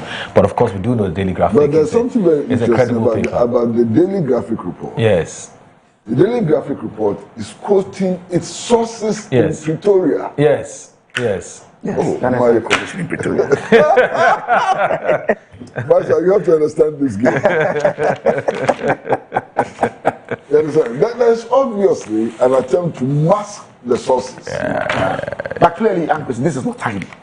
It's not tidy. Clearly, it's not tidy. But the optics are very clearly bad. it's not tidy. The optics are I very think bad. we should just have a look at it quickly. Yeah, it's not tidy. The optics are very But of course, we have to be very blunt about our condemnation of the attacks on the streets of South Africa, irrespective of whether they are illegal or legal. When they are illegal, I'm quite sure that there are processes and protocols to deal with illegal immigrants. And one of them obviously cannot be beaten on the streets. That we have My to brother, condemn. we have to take a strong position. Absolutely. Against xenophobia. Absolutely. Wherever it finds itself. Yes. Yes. Not just South Africa. Yes. Look at what Nigel Farage is doing in the UK. Nigel Farage, look at what he's doing in the UK. How is that different from what the march movement is doing in South Africa? He says he has resigned. But he's going to contest the elections again. He has resigned, but he will contest again. Yeah, and nobody wants to contest with him. So he's in the boxing. You understand? So xenophobia is something which is not in the interest of the working people everywhere in the world. And our stance should be against xenophobia everywhere it finds expression.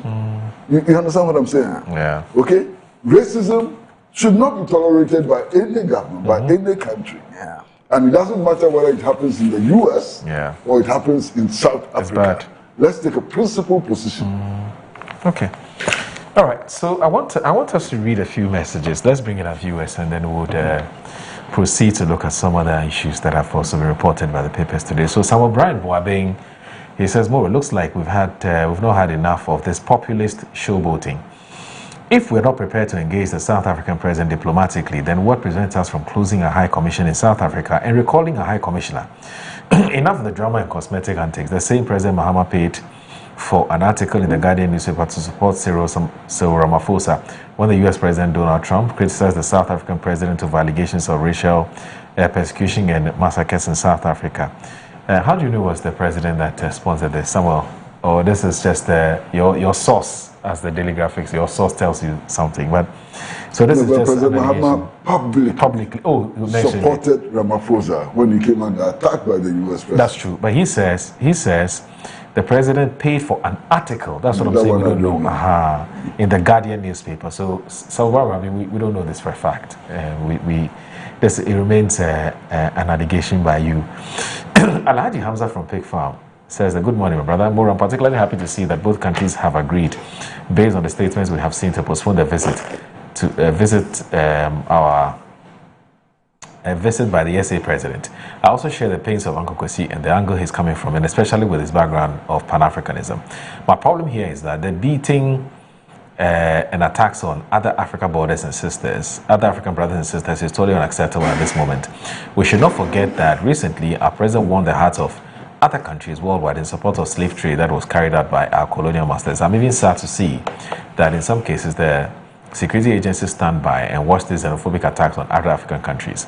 In some cases, stores of other foreign citizens are broken into and goods are looted.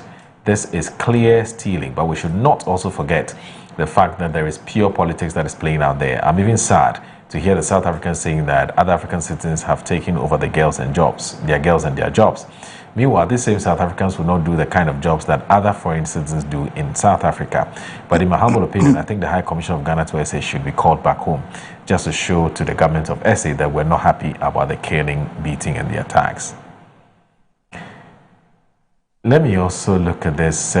So, Justice Abeku Newton of Fair has sent me this message. Indeed, I've cross-checked. It's true that South Africa has rejected reports claiming that the President Cyril Ramaphosa requested a visit to Ghana. Yes, it's been reported in all the news portals. And it says presidential spokesperson Vincent Magwena said no request was made and no visit is being planned. Interesting. The claim first appeared in several Ghanaian media outlets before spreading across West Africa and other regions. It's alleged that Ghana had refused to host Ramaphosa because of attacks on foreign nationals in South Africa.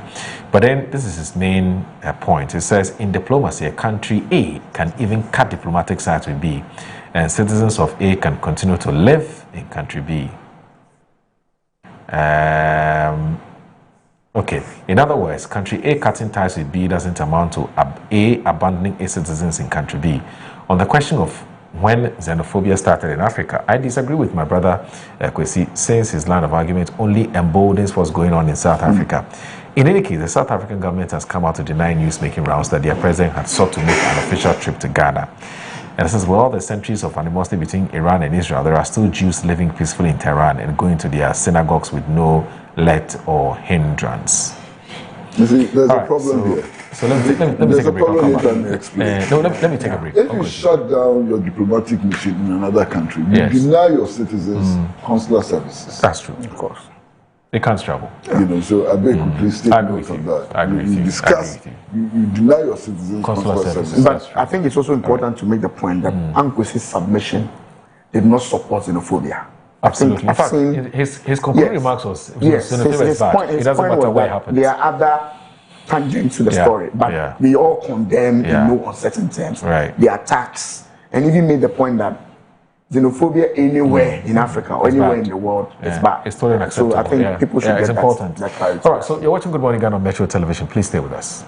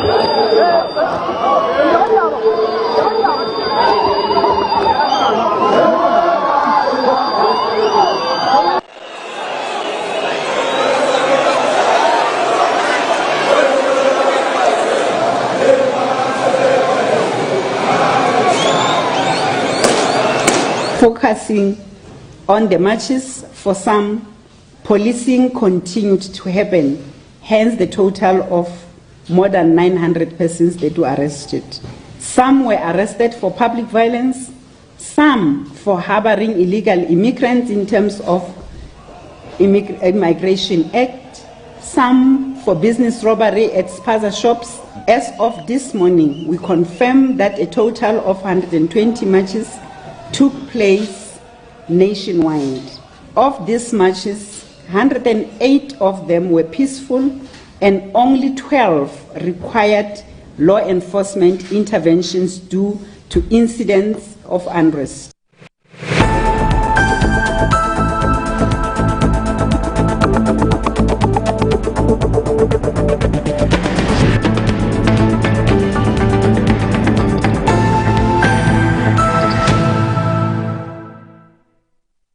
And there they are. The squad is ready, lined up, ice cold, focused and prepared for national duty. Every bottle in position, every label shining with confidence. And here comes the selection. One bottle steps forward, picked from the squad, ready to deliver for Ghana. He takes the first sip. Oh yes, refreshingly hydrating. And yes it goes. The Black Stars are on the move. He breaks through the defense like flowing water. Beautiful control. He lines it up. He strikes. Goal! Ghana is awake. From the fridge to the field, Awake keeps you refreshed. Awake purified drinking water. One for life. Proudly supporting the National Cardiothoracic Center. This advert is FDA approved. Are you a headmaster, headmistress, parent, teacher, or an educator looking for high-quality textbooks for preschool, primary, and junior high school students? Look no further than Advocate Publishing Company. Advocate Publishing Company is a leading publisher of educational materials in Ghana that publishes very engaging, interactive, and comprehensive textbooks that meet the needs of students, teachers, and parents. Our textbooks are thoroughly published to make learning fun and easy. They are also designed to stimulate critical thinking, problem solving, and creativity in students. Make Advocate Publishing your preferred choice for all your educational needs. Explore our range of textbooks and educational resources. Visit us at the old GNTC yard near Kingsway, Accra. You can contact us on 0503 786 776 or 02408 06354, also 0531 600 360, and connect with us on Instagram, X, and Facebook at Advo Publishing. Don't settle for less. Choose the best. Advocate Publishing Company, empowering young minds one textbook at a time. Thinking publishing, think Advocate Publishing.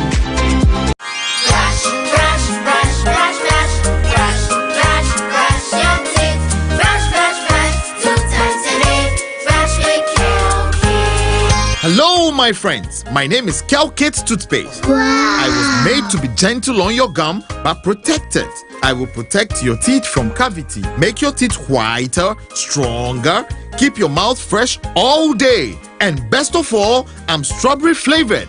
So put on a smile and try me. That's amazing. Just try me. That's my job. If you say so, jump on my brush. Makes your teeth stronger, chicky whiter, chicky stronger. Yay! You did it! I'm glad you like your new toothpaste. Don't forget to brush both day and night. Kelkits, happy smile.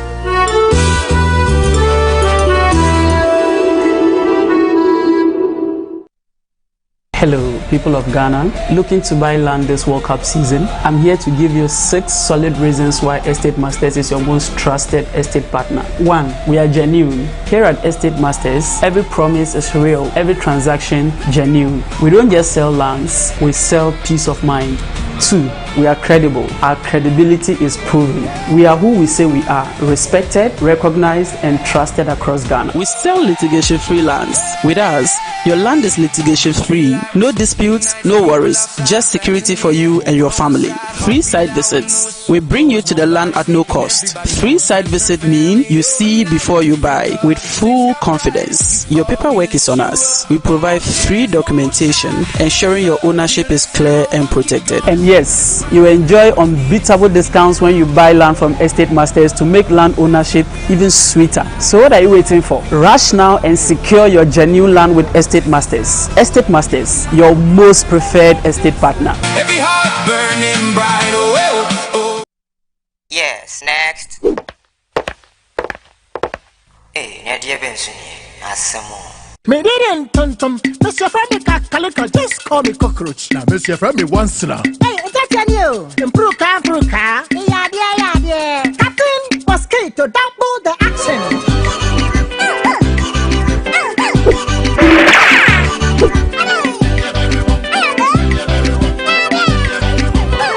Me did this sasso spray. Mr. Friendly sasso quell. Yeah, go to my sasso.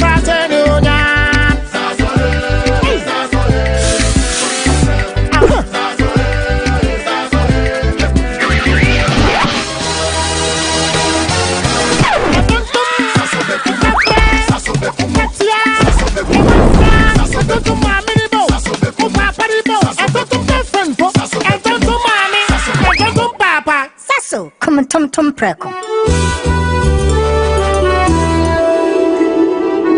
Ghana for the second World Cup running, the only Africans left standing. What's getting a number of good ones? We could take close to 200 doctors. Oh, Pias and Nampi, challenge today, we jack what they we dare life. He's in the area, he's gone! Oh, It's the Wolaki World Cup Sikapuduo promo. Every 11th June, Kosi 31st July 2026. Play and win your share of the 1 million Ghana City jackpot with a minimum stake of just 10 Ghana cities. 20 lucky customers go win their share of the 20,000 Ghana cities daily jackpot. Top 10 agents go chop bonus every weekend. Trying to Wolaki app, Wolaki website. Wo agent who are now dial *288#. Wolaki World Cup Sikapuduo. Kakiti wane dikes, yeah. Auntie, one man no chopo. Blow beyond your mame. Terms and conditions apply. Play responsibly. Not for persons under 18. Licensed and regulated by the NLA. Play small, win big. The world's biggest football festival is here, and Ghana is watching together. This June, the Ghana TV Consortium brings you the FIFA World Cup 2026 live and free to air on GTV, Joy Prime, GTV Sports Plus, Adum TV, Wezo TV, Metro TV, UTV, Original TV, Garden City TV, Obono TV, GH1 TV, Ago TV, Onya TV, TV3, Max TV, and Sporty TV. 3 host countries, 48 teams, 1 unforgettable tournament. Follow every moment of the Ghana Black Stars journey, every rivalry, every goal, and every celebration. Enjoy crystal clear high-definition broadcast with expert local analysis and the passion only Ghanaian broadcasters can deliver. From the opening whistle to the crowning of champions, your football home is right here. The FIFA World Cup 2026. One nation, one consortium. Ghana TV Consortium, bringing you the best of the World Cup. Brought to you by Sportybet, Star Oil, MTN, Pepsodent, Kivo, Polytech, Lavance Tomato Mix, and Heaven Insecticide Spray.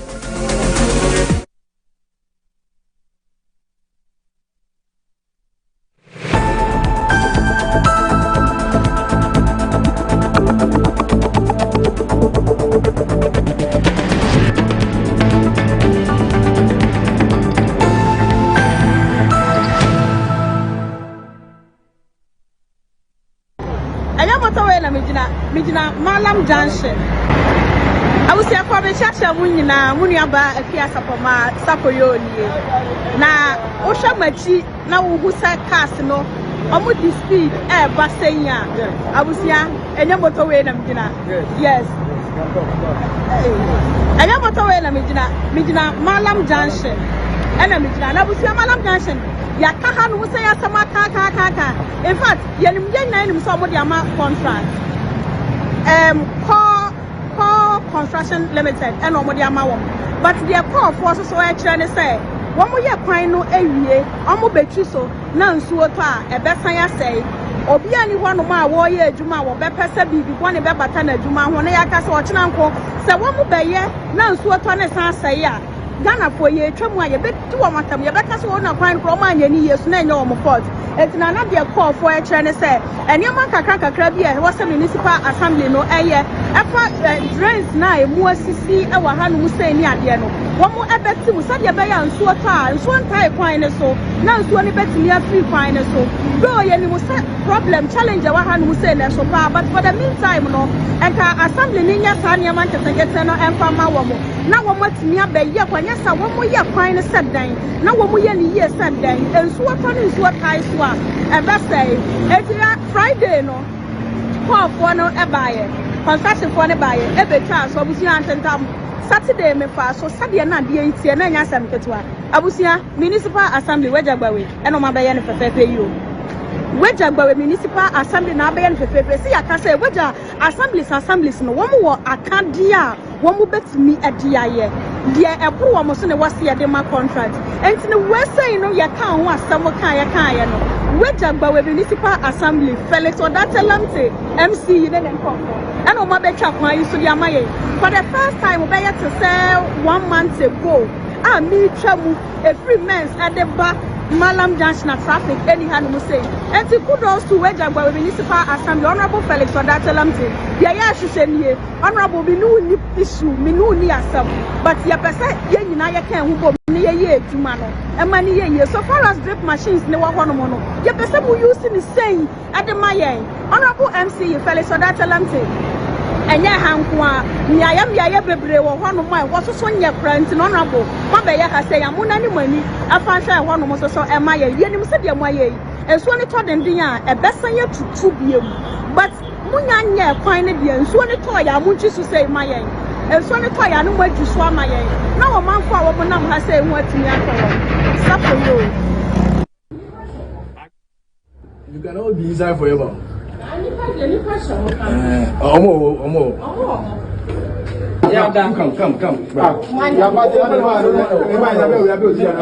This one house. Oh yeah.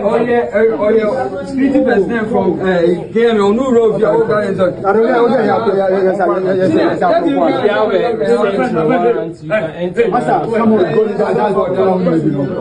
Has been here for long. That's why I came. We have had you say you have been here for some time now. Yeah. How long is it going to take you to do this? I just came.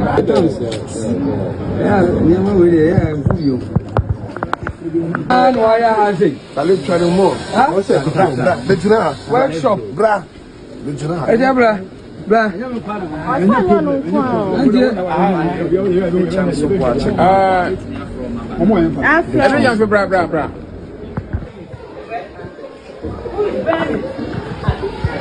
My brother. Hey.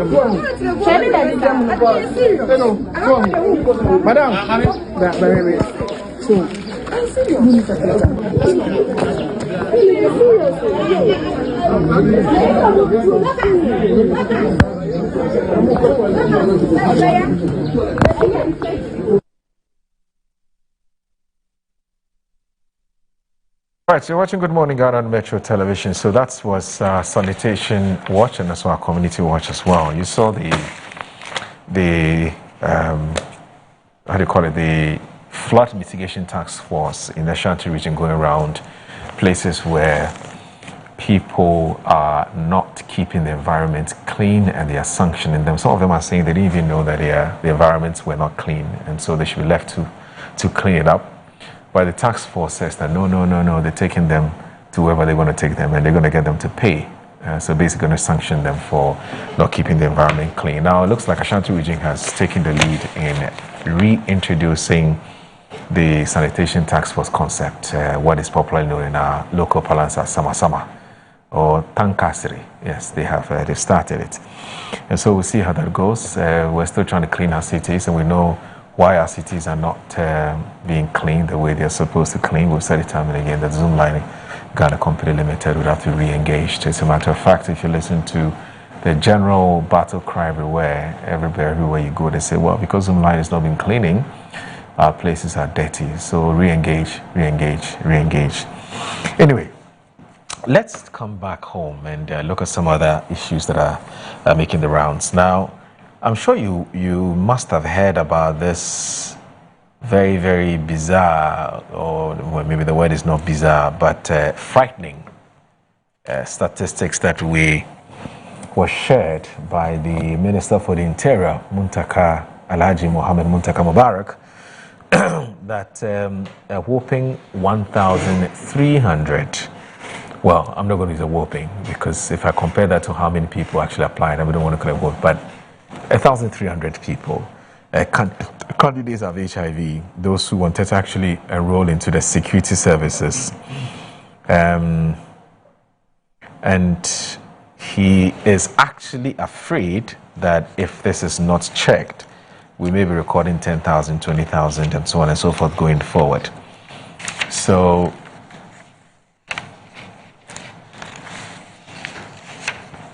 sorry?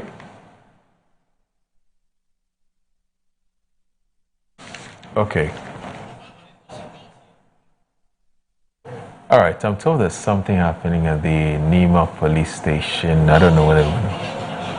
Oh, okay. Okay, all right.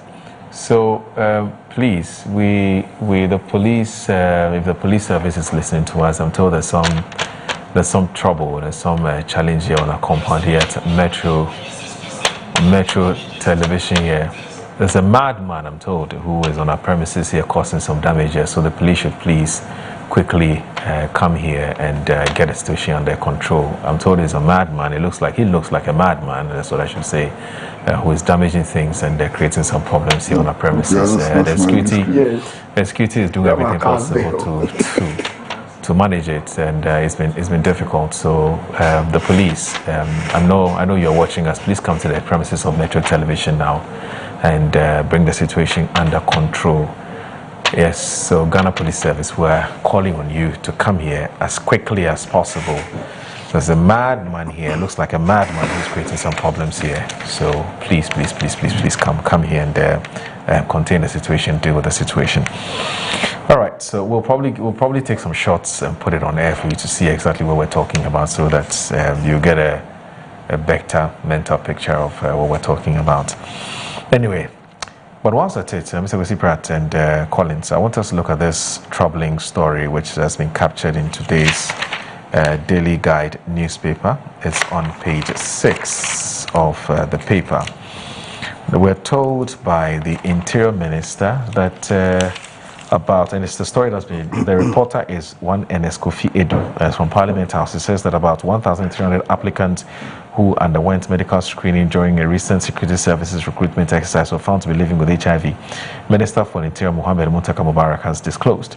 The minister revealed this when he appeared before Parliament's Government Assurance Committee yesterday, explaining why the government does not directly communicate medical screening results to candidates who are disqualified during recruitment exercises. According to him, the decision is guided by medical and ethical considerations, particularly in cases involving sensitive health conditions such as HIV and hepatitis B. Mr. Muntaka said the government considered sending individual medical results to unsuccessful applicants, but abandoned the idea after recognizing the potential psychological impact of informing someone they had tested positive for HIV without prior counseling. He says, I remember during the recent recruitment, we had about 1,003 or so who were on HIV. The question was whether we should supply them the results, telling them they have HIV. That is not the procedure, because the person has to go through some orientation and counseling. Instead, he explained candidates who fail the medical examinations are informed that they have been disqualified and are provided with contact details to seek further information if they wish to know the reasons for their disqualification. He said medical personnel then provide necessary counseling before disclosing the findings. His Interior Minister noted that many of the medical conditions leading to disqualification are treatable, urging affected candidates to seek clarification rather than abandoning any future ambition of joining the security service. He cites conditions such as hepatitis B, certain cardiac conditions, mental health disorders, and complications from major surgeries, explaining that some can be treated or managed, enabling affected persons to qualify in future recruitment exercise. So some have mental problems, some also have HIV, but I'm looking at the HIV, so 1,300 out of 200,000 people who had applied to go into the security services. Is this something to be worried about? Collins, let me start with you. Is this something to be worried about? Well, of course. I mean, anything that has far-reaching implications health-wise is something that we all must be worried about. The number, 1,300, it's quite a huge number for young people, the youth, to be identified as having HIV, 1,300 of them. Right. That's quite a significant number. I'm sure there are other complications also. He talked about hepatitis B and all that. That is a challenge. Interestingly, he discussed as to how they intend to communicate that to the applicants. Because for my constituency, I've had some of the applicants who have received text messages and all that to say that you've been disqualified. Right. You could not pass your medical. But they are not told exactly the reasons for the disqualification. But it will be interesting how they are going to go about that. It's important that the person is informed some way, somehow, in order to prevent the spread. That is indeed if the person is infected. Most of them, I'm sure, may not even be aware that they've been infected. And I'm just hoping that that communication channel will be managed very properly. Of course, to safeguard the person's safety, health-wise, professional communication to the person. I'm sure that should be communicated. But the number is quite staggering. It raises another question as to if somebody is HIV positive, can that person not be enrolled into the police? What are the conditions? Especially when we all know that HIV, with proper medication, the person can still live for a very long time. Right. But I'm sure they all have certain other considerations, whether the person will be strong enough to go through those rigorous training processes that they go through. It's not easy. I mean, the unemployment situation is quite high. Yeah. And for somebody who has gone through body selection, writing exams, I'm sure the expectation was very, very high for such people. So to have messages to say you cannot go through next stage because of your medical, and somebody may have HIV but may look very strong. I'm sure some of them will be arguing that, oh, I look strong, I look very healthy, why have I been taken off? I mean, yesterday on social media somebody wrote that these are all tactics employed by government to reduce the number of people to be recruited into the security services. But trust me, some of these issues are real, because I've experienced one with one other applicant from my constituency before. His was not an HIV issue, but it was something related to the liver. You know, they do this liver kidney test, and I had to go and explain to him why he could not proceed. You know, and sometimes when you counsel them and you explain to them that on the basis of this, I don't think it's possible for you to proceed. That it would be better for you to rather seek health attention. It's difficult, I tell you, it's difficult, but some of these information, well, looks very scary. 1,300. It's possible you are living with some friends, you know, because I know quite a number of people from my constituency who applied into the security services. Okay. So I hope that the Interior Ministry, in collaboration with the health and the various agencies, will see how best they will communicate this to the individual. Colin, so sorry for cutting you. We had initially, earlier, raised drawn the attention of the Ghana Police Service to come to Metro TV and deal with some guy who we believe has a mental problem. Yeah, so I told the police is here. Oh, fantastic. Yeah, the police is here, so they are containing the situation. Thank you. And these are some of the videos in your shots. We'll get some more so that you would appreciate much better what was happening. Yes. And that was quick. Please go ahead. Yeah, that was I want to thank the police for that quick intervention. Congratulations. Yes. All right. So please go ahead. Yes. So as I said, we just hope that that communication process will be handled very well, so that we don't break them down, psychologically. We take them through a certain process, and then rather inform them that it will be better for them to take another route, rather than this physically enduring process of moving into the security services. Okay. Okay, see. Should we be worried? Well, you see, I have learned, we've been educated, we've been taught to believe that if you have HIV and you take your medications, as instructed, you can live a normal life. And in fact, some have even been encouraged to marry and to have babies and so on. So I'm a bit unsettled by this disclosure that some 1,300 people out of 100,000 have had... Out of 200,000 actually, applicants. 200,000, okay, have had AIDS. And because of that, they cannot enter the security services. And I'm wondering whether normal life does not extend to work in the security services, And the point you're making, I just read something from, just to buttress your point.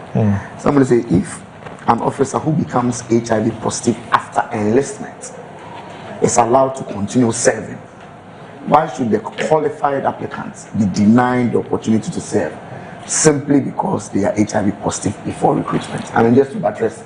Well, that's the point. Yes, the point you're making here. That's the point. So, I'm not so sure what this means. My other worry is that if you read what the Interior Minister said very carefully, it means that those who were identified as being HIV positive were not immediately informed of their condition. Yes. A process was established. Yeah. Okay. Now, we do know that if you are HIV positive and you are not on medication, the likelihood is that you can transmit. Yes. That's my fear, actually. Yeah. Yes. So I would have thought that a certain agency would have been attached to informing them of their condition. Yeah, there's a psychological impact and so on. But think about 1,300 people who don't know that they are HIV positive in their community. And possibly had sex yesterday. And could have it tomorrow too. Yes, absolutely. With different partners and so on. Yeah. That's also another angle that perhaps we should have taken into consideration. But be that as it may, I think it's important from all the education that we have and so on, that persons with HIV need not be discriminated against. In fact, there's no basis for discriminating against them because they can live normal lives. There should be no stigma attached to it. You brought a very important point about the spread. This is very critical. Very critical, because if you're reading the story, the minister says a telephone number was given to them to call. What if some of them have not even called? There should be a certain process to inform them. This is a very serious point. And it must be done ASAP. Yes. Because 1,300, I'm sure it's all over Ghana. I mean, applicants from all over the place. So if from the time of the recruitment, and I'm going to say they started this process of recruitment about 3-4 months ago. Yes. So you can imagine what has gone on within these 3 months with this 1,300 people not knowing that they are HIV positive. I think there has to be some agency about, of informing them. There should be some agency. There should really be some agency. I think if the ministry and the officials are listening, this is a major concern. Major concern.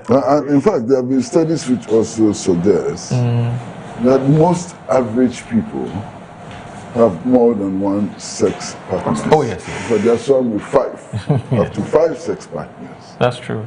So if you can think about 1,300 who don't know their condition, who are in the society and so on, it can be very frightening. In fact, this very, very interesting point takes me to a message that your very good friend Kwame Sapwasedu with CDD has just sent to us. He says, Moro, for every 100,000 Ghanaians between the ages of 15 and 49 years selected at random, about 1,490 are expected to test positive for HIV. So prevalence rate of 1.49 based on the maths that he did. Therefore, if approximately 1,300 Ghanaians out of 105,000, actually in this case is 200,000 according to the minister, who apply for jobs with the security services test positive for HIV, it is to be expected. The prevalence rate within that cohort is 1.29%, statistically a dead heat. I could even argue that based on the sample size, the prevalence rate has dropped slightly, which in a way is a good thing. The number was expected. Now, what needs to happen is to ensure that they are on medication, as this will make them live a full life. HIV is managed as a chronic disease these days, and many can't even transmit when on medication. Sure. That's a very, very, very important intervention. Now, this one. Now, so this one here says, they are informed. Yeah, they are informed. Yes. And it has to be, and like you said, it has to be as quickly as possible. You know, because it is very possible that most of them don't even know that they have the disease. Or if all of them. Yeah, if they knew, I'm not sure they would have been. They would have been going through the process of getting tested and all that. I'm not sure they would. Yeah. Okay, let me also look at this message. McLean Desmond from Seshiri also said, it's both heartbreaking and unacceptable that despite Ghana's abundant natural resources and enormous potential, many of our young people still have to leave their homeland for countries like South Africa in search of greener pastures.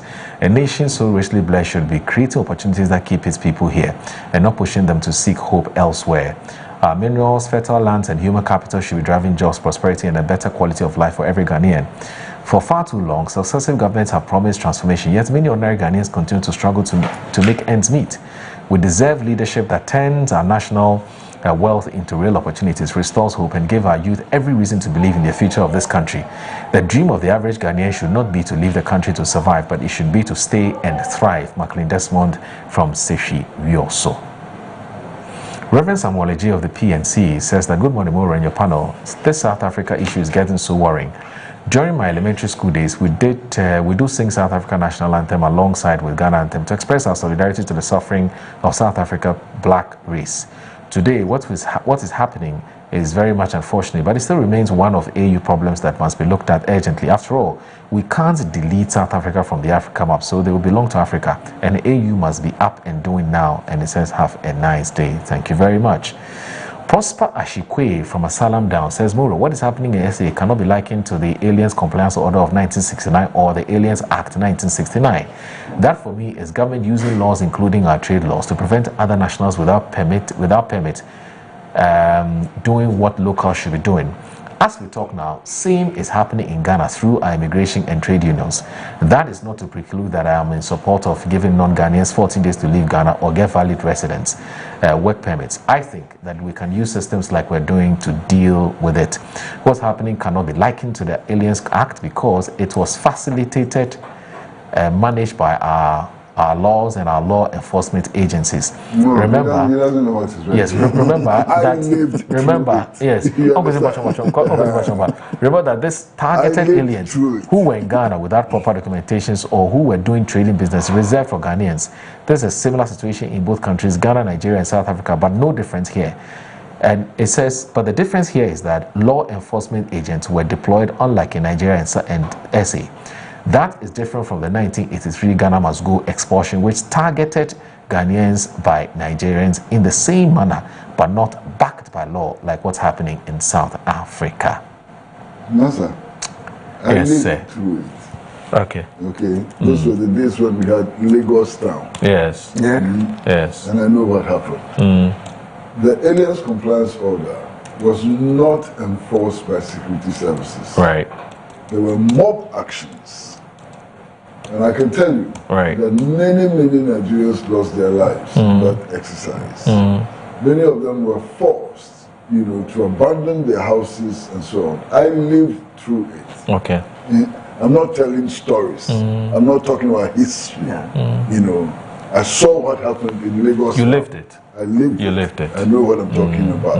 Okay. And then when it comes to the Ghana Must Go, yes, I also lived through it. Okay. And I saw, maybe Collins, you saw it too. Ghanaians were carted in articulated vans from Nigeria like cows. That was in the 80s, I guess. Yes, like cows. Ghanaians came back in articulated trucks like cows. Many people died in the process. So please don't sanitize these things. Right. There are horrible aspects of our history that we have to live with. All right. So Kwame Sapase is back. Mine uncle said I was born in 83.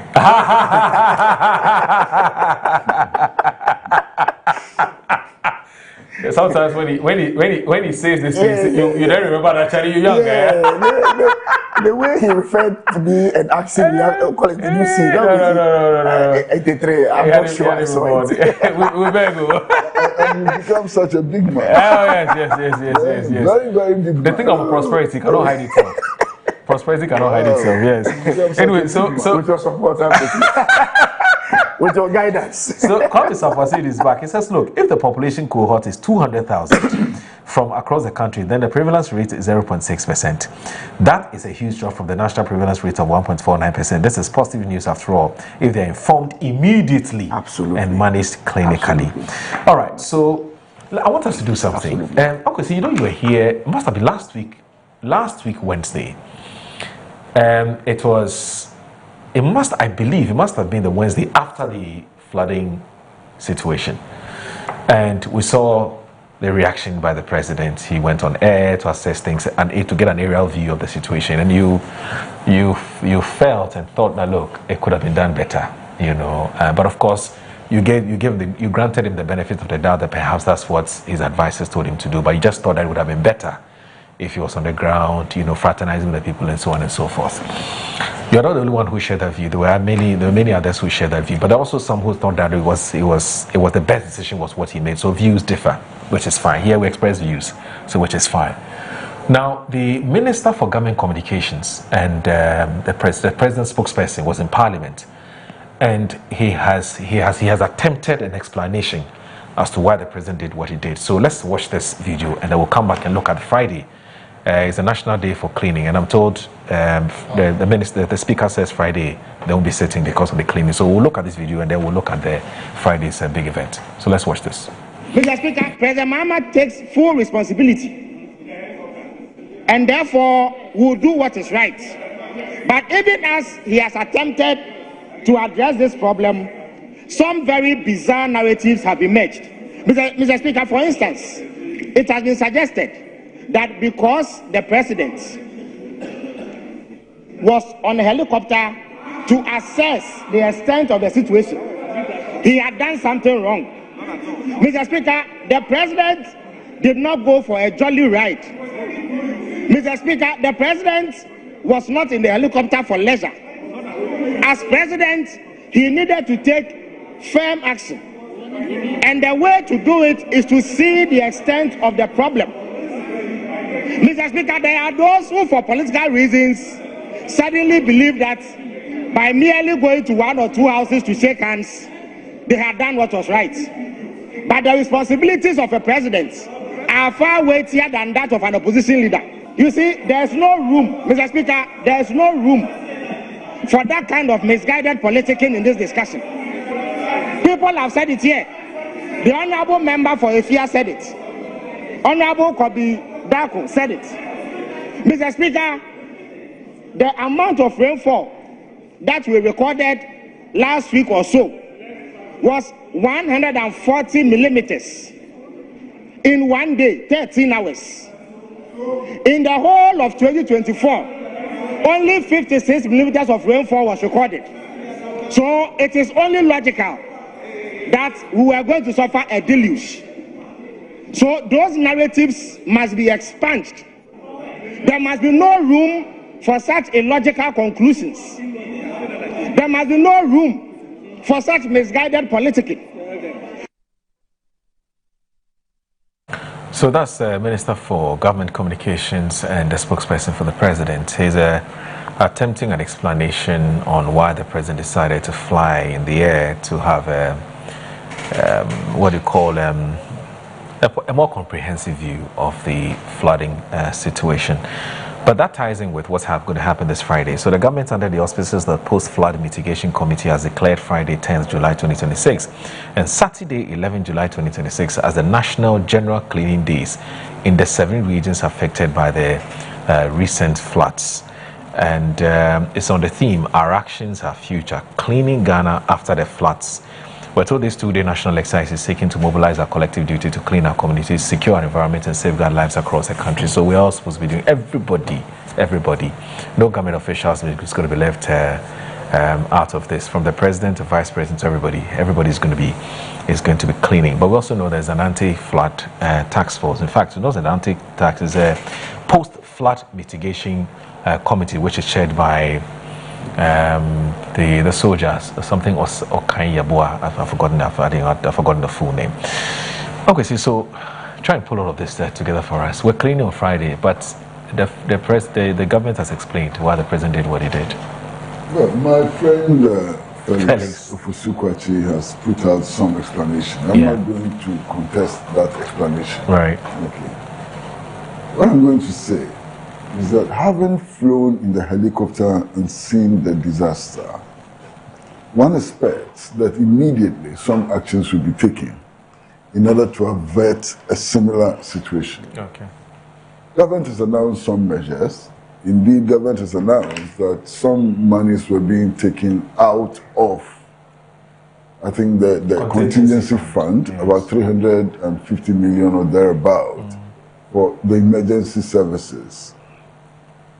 The good news is that within 24 hours of this announcement, we were told that the money had hit the accounts of NADMO, which is quite good. It shows that there is some action and so on. So that's quite good. But Moro, I've done something. Over 4 days, I've gone to Alajo over a 4-day period to walk about, to have a sense of what the crisis is. This is not from the air, it's not from a helicopter. Fili, Gani, on the ground. All the banks of the gutters in Alajo. Master Moro, and tell your camera people to go to Alajo to see what is happening there. There are heaps of refuse this high. If it rains, moderately to heavy rains today, we'll have the same situation we had that Monday. And I'm wondering, what does it take to remove this huge refuse which has been deliberately piled on the edges of the waterways and gutters in Alajo? And Alajo is one of the flood-prone areas in Accra every time, you understand? Now, if you walk around Alajo, it is clear, and people in Alajo who are watching us can testify, it is clear that during the floods or after the floods, some deliberate effort was made to remove the refuse from the gutters and placed right on the banks. I cannot understand this. So what have we done? Should we wait till Friday to do this? Yes, it's important. The government has declared that Friday we should do the cleaning and Saturday and so on. It's okay. But should we wait till Friday? Because another disaster could happen today. Today is Wednesday. It could have happened yesterday, Tuesday. Especially as the Meteorological Services Authority informed us last week that there was going to be 3 days of heavy rainfall. It didn't happen. But if it had happened, what would have been the consequences? Disaster. That's my worry. The speeches are nice. The pledges are important and so on. But on the ground, there's a concrete reality which needs immediate and urgent attention. And I'm not seeing that immediate and urgent attention. I went to Alajo. I walked around Alajo. If you like, after this program, anywhere you walk in Alajo, you see this problem that I'm describing. This is my problem. Yeah. Moro, send your cameraman to Alajo and let them put what they see in Alajo on the screens. It's worrying. This is a problem which cannot wait till Friday or Saturday. This is a problem which needs immediate, urgent attention. Okay. Collins, where would you be cleaning? Are you not fatigued? I know. I'm really. Are you not fatigued? I was on a panel with somebody, and when the topic came, everybody's getting tired of this constant discussion about floods. Everybody is really, really getting tired. It's getting tired. and the politicking. And I'm a politician. This politicking, both political parties, where is this thing coming from? Where is this thing coming from? If you had to last week Monday, the whole of last week Monday, the due weekend, we are starting another week. And all we are doing is that we are just blaming each other. This one says this one says that, this one says this one says that. And the rubbish is still at Alaju. I go to Ablingbe every day. Go to Alaju right now and see what's happening. So that's what Uncle said. What my brother Felix is talking about with the beautiful language. The rubbish is still at Alaju. Nothing has changed. Nothing has changed. Can we for once put aside our individual politicking and just deal with this matter? And how many committees have been set up for flats? Ever since you became an adult, how many committees have you witnessed about flats? When this flats stop, this rain stop, maybe from next month, the discussion will stop. True. We will not talk again. People will begin to build again. All those structures you see there, by next year, you see the structures back. That is the cycle.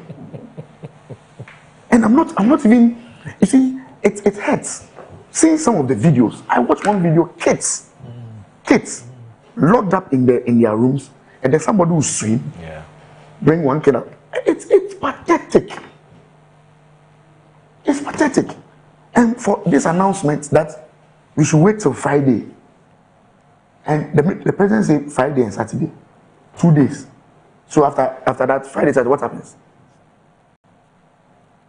After Friday, Saturday, what happens? Sunday, we are back to square one. Monday, the same issue. And more. It is worrying. It is worrying. I'm pleading with the president. Now he's in the saddle. We beg him. Actions must be taken. Muru, you go to places and you see. I remember one time, you were telling us about the story of Nungwa area, some water lock area. Labadi. People were still, you see, they were filling the place with the lagoon. And the officials, that's where they pass every day. And they saw the trucks putting the sand, dropping the sand. Chado, which is a plush area. We all call Chado a plush area. Yes. Chado now, it just went off. Properties. I listened to one woman on City, Ankwesi. Yeah. They also deal with the plastics. 15 shops, all bent. She now has to start life from scratch. And you know, these are our mothers. They don't even take the money to the bank. They keep all their monies in the safe. Now, money bent, the materials bent. How is he going to start life again? And all she's hearing is that we are on television and blaming each other. This one says you brought the rain. This one says you brought the rain. That's all we are discussing. That's all. So yesterday, Parliament, it took us almost 2 hours to finish discussing the president directive. Discussing it. This one says this, this one says that, this one says that. The thing is that still at Alaju. No, I'm just being blunt. I know. Yes. It's not funny. It's not funny. It's not funny, I know. And that's why Ankwesi's point. We're just not serious. Yes, but that's Ankwesi's point. We're just not serious. So the president was in the air. He wanted to see what was happening. Yes. So after the president went round and he saw what happened, what happened? Well, we formed a task force, a committee. It's led by Brigadier General Foster Okayamwa. When was that? When did the president go out? Must have been on Tuesday. Yes. So Tuesday, Wednesday, Thursday, Friday, Saturday, Sunday, Monday, Tuesday again. Today's Tuesday, Wednesday. And since the helicopter trip, we have 9 days. Yes. The rubbish is still there. So his point is that it is not the flying. That will solve the problem. It is by now. So are you telling me that we don't have trucks? What do you call excavators? Excavators for 9 days. No excavator has gone to Alajo. Why are we doing this to ourselves? Okay. And Moro, do you know the health implications of what is happening at Alajo? Eh? It's obvious, isn't it? It's obvious. It's obvious. And Brofa can say bizarre. You talk. Some of those places where the rubbish has been collected, has been heaped and has not been collected. People are cooking there. People are cooking there. People are going there. They are forming long queues and they are going to buy food. You see, from Kwame Nkrumah's circle, when you pass the Caprice Junction, there's a turning into Alajo. Yes. By the bridge. Yes. Go and use that road. That road where Asikwe used to stay. Yes. Go and use that road. Wow. Half of the road has been taken up by this huge pile of rubbish, which is apparently taken from the waterways and so on. So even traffic is not moving well. And it has been like this for 1 week. Like this for 1 week. And you're still waiting for another 3 days. You understand? But there are assembly members there. Look. There's an MP. No. There's an MC. I don't think that this is a problem for which you can blame President Mahama and the NDC. They've been in power for 17 months, 18 months, and so on. This problem has a history of about 50 years, and so on. Yeah. So it's unrealistic to blame this government for this situation. But whether we like it or not, the government in power today is the government of President Mahama. You understand what I'm saying? Right. So this situation in Alajo, who should deal with it?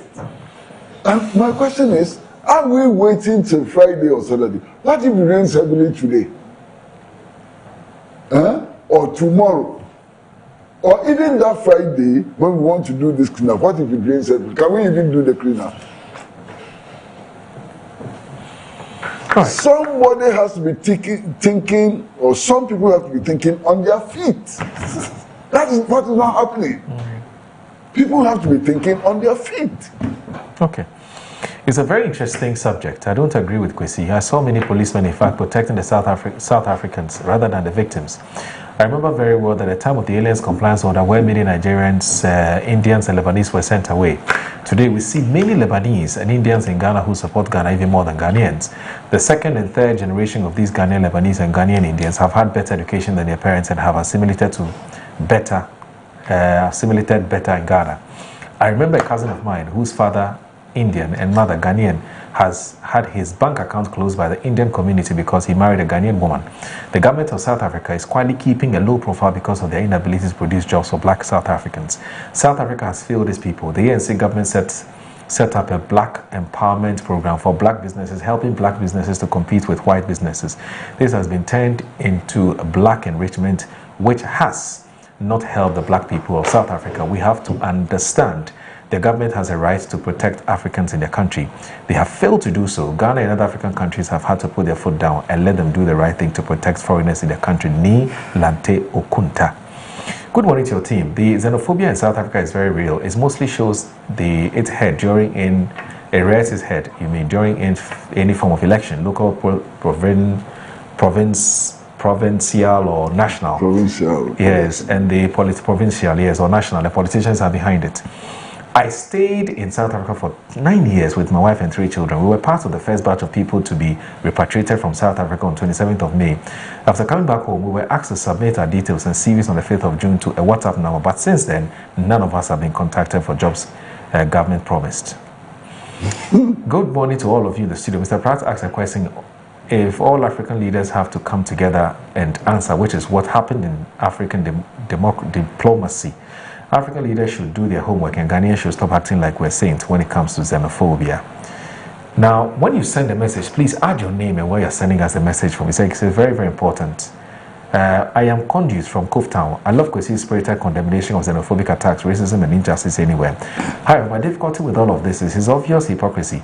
When it comes to the plight of Palestinians, he is so loud. But when it comes to the genocidal Putin, and the numerous people he murders in Ukraine. He's dead silent.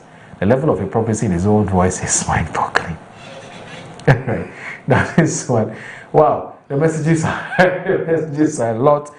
I won't be able to read everything, but Ukraine. Kwame Sapon. He wants me to support Ukraine. Yes. Kwame Sapon says, please ask Collins. Let me tell him why I cannot support Ukraine. Okay.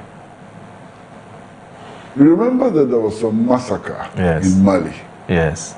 And the head of Ukrainian intelligence actually admitted that Ukraine supplied the intelligence to the jihadists as a response to Russian involvement in Mali. I cannot support Ukraine for that purpose. Principle. You understand? I cannot support Ukraine because Ukraine is actively involved in the subversion of the Sahel states. And Ukraine has no qualms at all about militarily intervening in West Africa, leading to many deaths and so on. Okay. That's the reason why I cannot support Ukraine. All right, so please ask Collins. Can I continue? No, because of time. Yes, but you've given us enough reasons. We get. There are more. There are more. Now this one says, please ask Collins if the assemblies have trucks to cut. That's Kwame Sapon CDD. If they have trucks to cut the rubbish, and if we have rubbish landfill sites to send them to, please, we cut our nose to spite our faces. Let's get Zoom Lion back to help us out of this situation. In Alaju, it's a public health hazard. Yeah. That's what he... Now this one says, just go here. The situation in Alaju is terrible. Okay.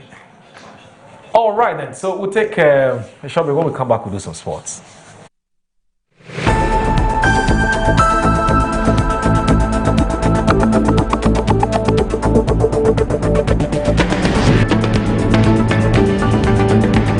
And there they are. The squad is ready, lined up, ice cold, focused and prepared for national duty. Every bottle in position, every label shining with confidence. And here comes the selection. One bottle steps forward, picked from the squad, ready to deliver for Ghana. He takes the first sip. Oh yes, refreshingly hydrating. In this it goes. The Black Stars are on the move. He breaks through the defense like flowing water. Beautiful control. He lines it up. He strikes. Goal! Ghana is awake. From the fridge to the field, Awake keeps you refreshed. Awake purified drinking water. One for life. Proudly supporting the National Cardiothoracic Center. This advert is FDA approved. Are you a headmaster, headmistress, parent, teacher, or an educator looking for high-quality textbooks for preschool, primary, and junior high school students? Look no further than Advocate Publishing Company. Advocate Publishing Company is a leading publisher of educational materials in Ghana that publishes very engaging, interactive, and comprehensive textbooks that meet the needs of students, teachers, and parents. Our textbooks are thoroughly published to make learning fun and easy. They are also designed to stimulate critical thinking, problem solving, and creativity in students. Make Advocate Publishing your preferred choice for all your educational needs. Explore our range of textbooks and educational resources. Visit us at the old GNTC yard near Kingsway, Accra. You can contact us on 0503 786 776 or 02408 06354, also 0531 600360, and connect with us on Instagram, X, and Facebook at Advo Publishing. Don't settle for less. Choose the best. Advocate Publishing Company, empowering young minds one textbook at a time. Thinking publishing, think Advocate Publishing.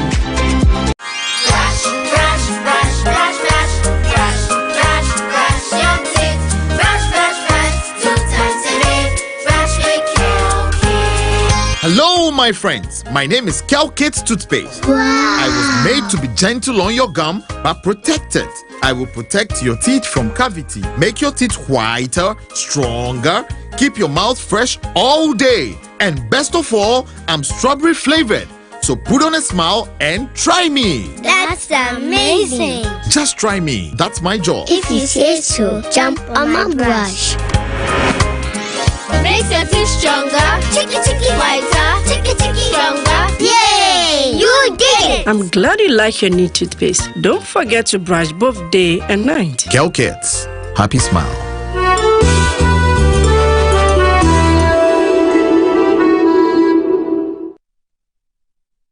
Yes, next. Hey, Nadia Benson, some more. Me didn't tum. Mr. Friendly Calico, just call me cockroach. Now, Mr. Friendly once now. Hey, that's you. Improve car. Yeah. Captain was key to double the action.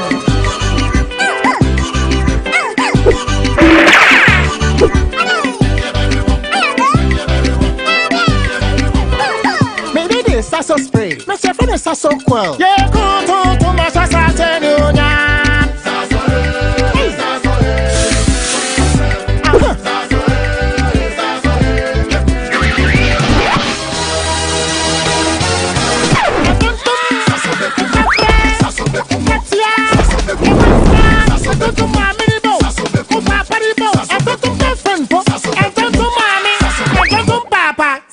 Come tum preko. Ghana for the second World Cup running, the only Africans left standing. What's getting another word? We could take close to 200 doctors. Oh, Piazza Nampi, Jaja, today we jackpot day. We dare live. He's in the area. He's gone. Oh,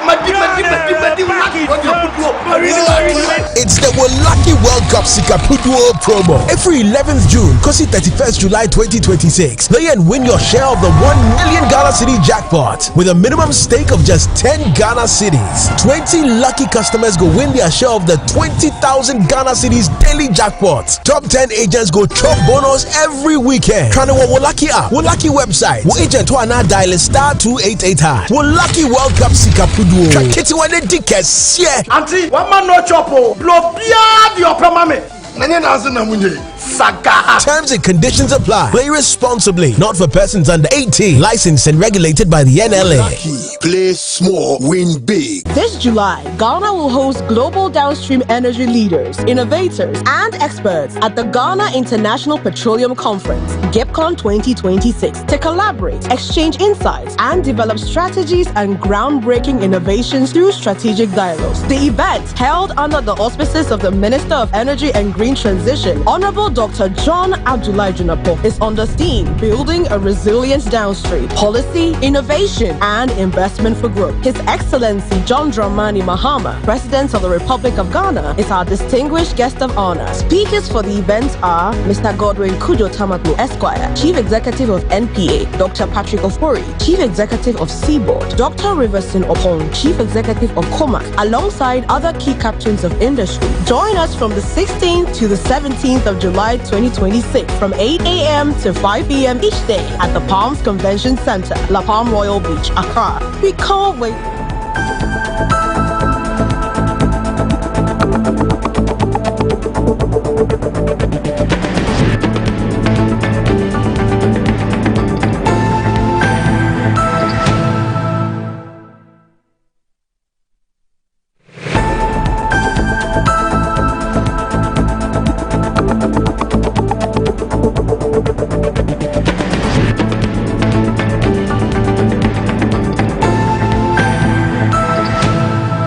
Serious note, I want to offer commiserations about the football, soccer, what you call it. Yeah. We were knocked out at around the same time. Did you qualify to the round of 8? No. So all of us? Yeah. Oh, okay. No, then we'll exchange the commiserations with each other and wish ourselves better luck next time. Yes. I calculated that the chances of Australia playing Ghana were about 10%. Yeah. So it wasn't to happen. Wasn't meant to happen. You. Thank you very much. Not this time, and Argentina could be away. Lautaro Martinez, red shirts, racing back as fast as they can. Oh my word! I've seen it all now. Enzo Fernandez for Argentina. Bedlam in Atlanta. In added time.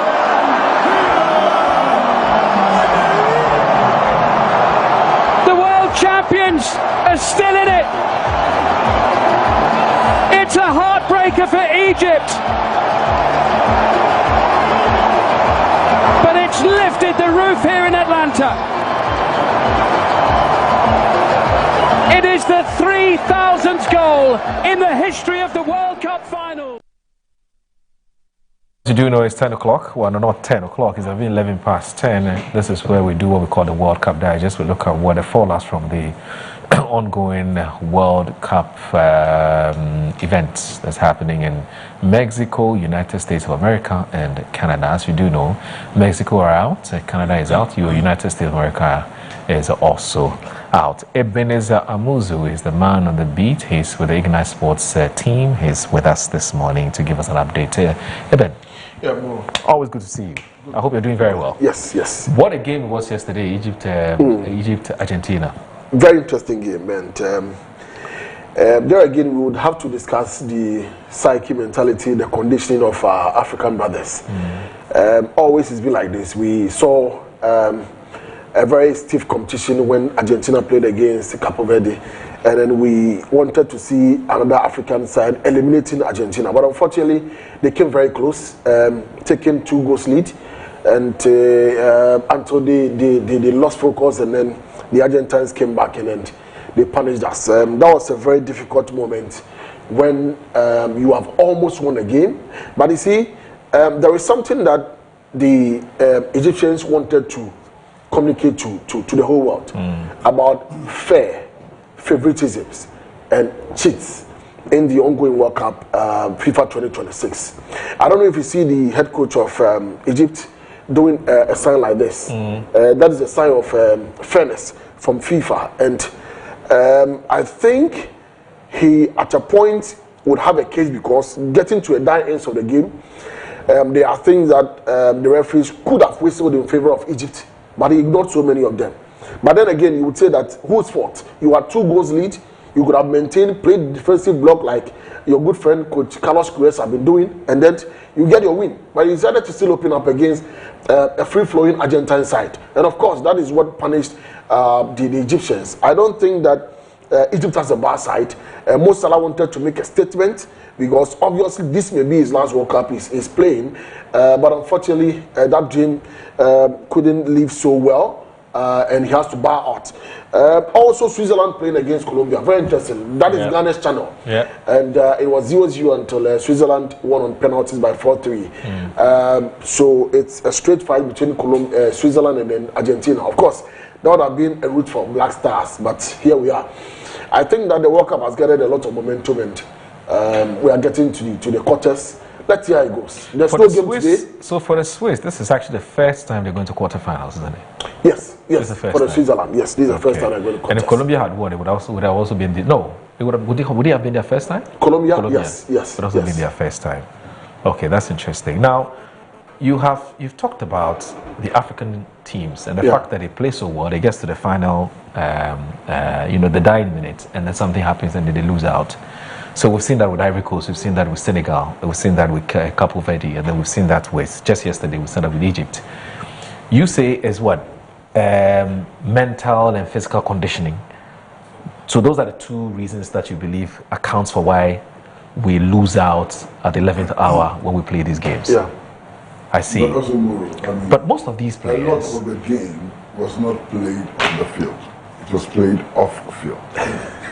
A lot of the game was played off field. You agree with that conspiracy theory? No, it's not a conspiracy theory. It's what actually happened. You know, this visa thing was so manipulated that some people who were officials and so on got into the game already disillusioned. You know, and the psychological impact on what happens in the field cannot be ignored. You understand? The direct interference of the U.S. president with rules and so on. All of that is playing the game. I don't even understand that the president will call the rules and so on. Oh, Donald Trump. What happened to Thomas Partey? Psychologically, it would affect him on the field of play. You understand? And then supporters. Well, you think that supporters don't contribute to the game? They do. Their cheers, the drumming, and so on, motivates the players. If 4,000 supporters apply for visa, and only 3 of them are given, they are playing the football. They are playing the football in the consular's office. They are not playing it in the field in Atlanta. They are playing it in the consular's office. Yeah. So all of these were weighted against us. In any case, I've asked myself, who in their naivety would think that FIFA would be very happy if 4 African countries qualified for the semi-final? It's about money. Yeah. It's about raking in the millions. It was an advertisement, isn't it? Ghana cannot bring the millions. But Messi Okay? will. Ronaldo will. Yes. Cape Verde will not bring in the millions. And so stop dreaming and face the reality. The Egyptians were livid yesterday because they cited instances where a penalty should have been granted to Mo Salah, but it wasn't. Yeah. And for them, it only substantiates the suspicion that they've always had, which is that this thing was also played off the field. No, but you see, The Egyptian authorities. with that penalty, the Somali referee and how he was was sent sent back. out. Yes. Give me one good reason. Well, the only reason is that being Somali, being African, and so on, at certain critical times they may not be able to manipulate him. So send him out. And then he's sent out, and the FIFA president's response is that, oh, as FIFA president, I don't control immigration in the United States of America. But there are agreements between hosting countries and FIFA, which needs to be enforced. But FIFA is not interested in enforcing. Perhaps we may want to consider boycotting some of these tournaments. Say again? We may have to consider at some point boycotting these tournaments because well, the things if we have can't to win, boycott are many. The things we have to boycott are many. Ask all these African leaders. When every September they go to New York with huge delegations and go and speak in the General Assembly, what is the value? Nothing. If the UN structure would not be democratized, we should follow what the Togolese foreign minister has been advocating for a couple of months. That boycott the General Assembly. Boycott everything. Let them have it all to themselves. Because our voices don't matter. So, so you talked about yesterday's game. So Egypt, Argentina, we saw what happened. The Egyptians are very livid, eh? Yes. They're very, very unhappy with what happened yesterday. Very. But they too, how did they lose concentration? How did they just give Argentina just two goals?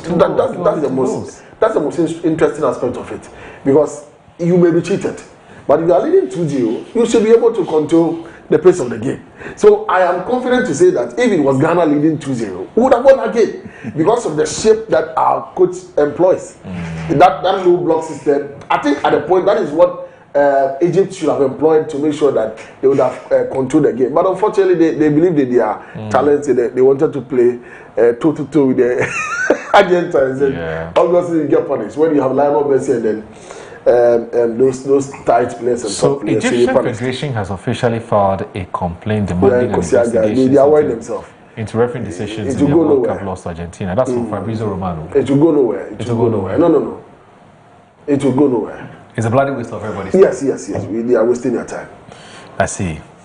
The Black Stars. You think FIFA is going to overturn the results in favor of Egypt? Not against Lionel Messi. Messi should go out. Yes.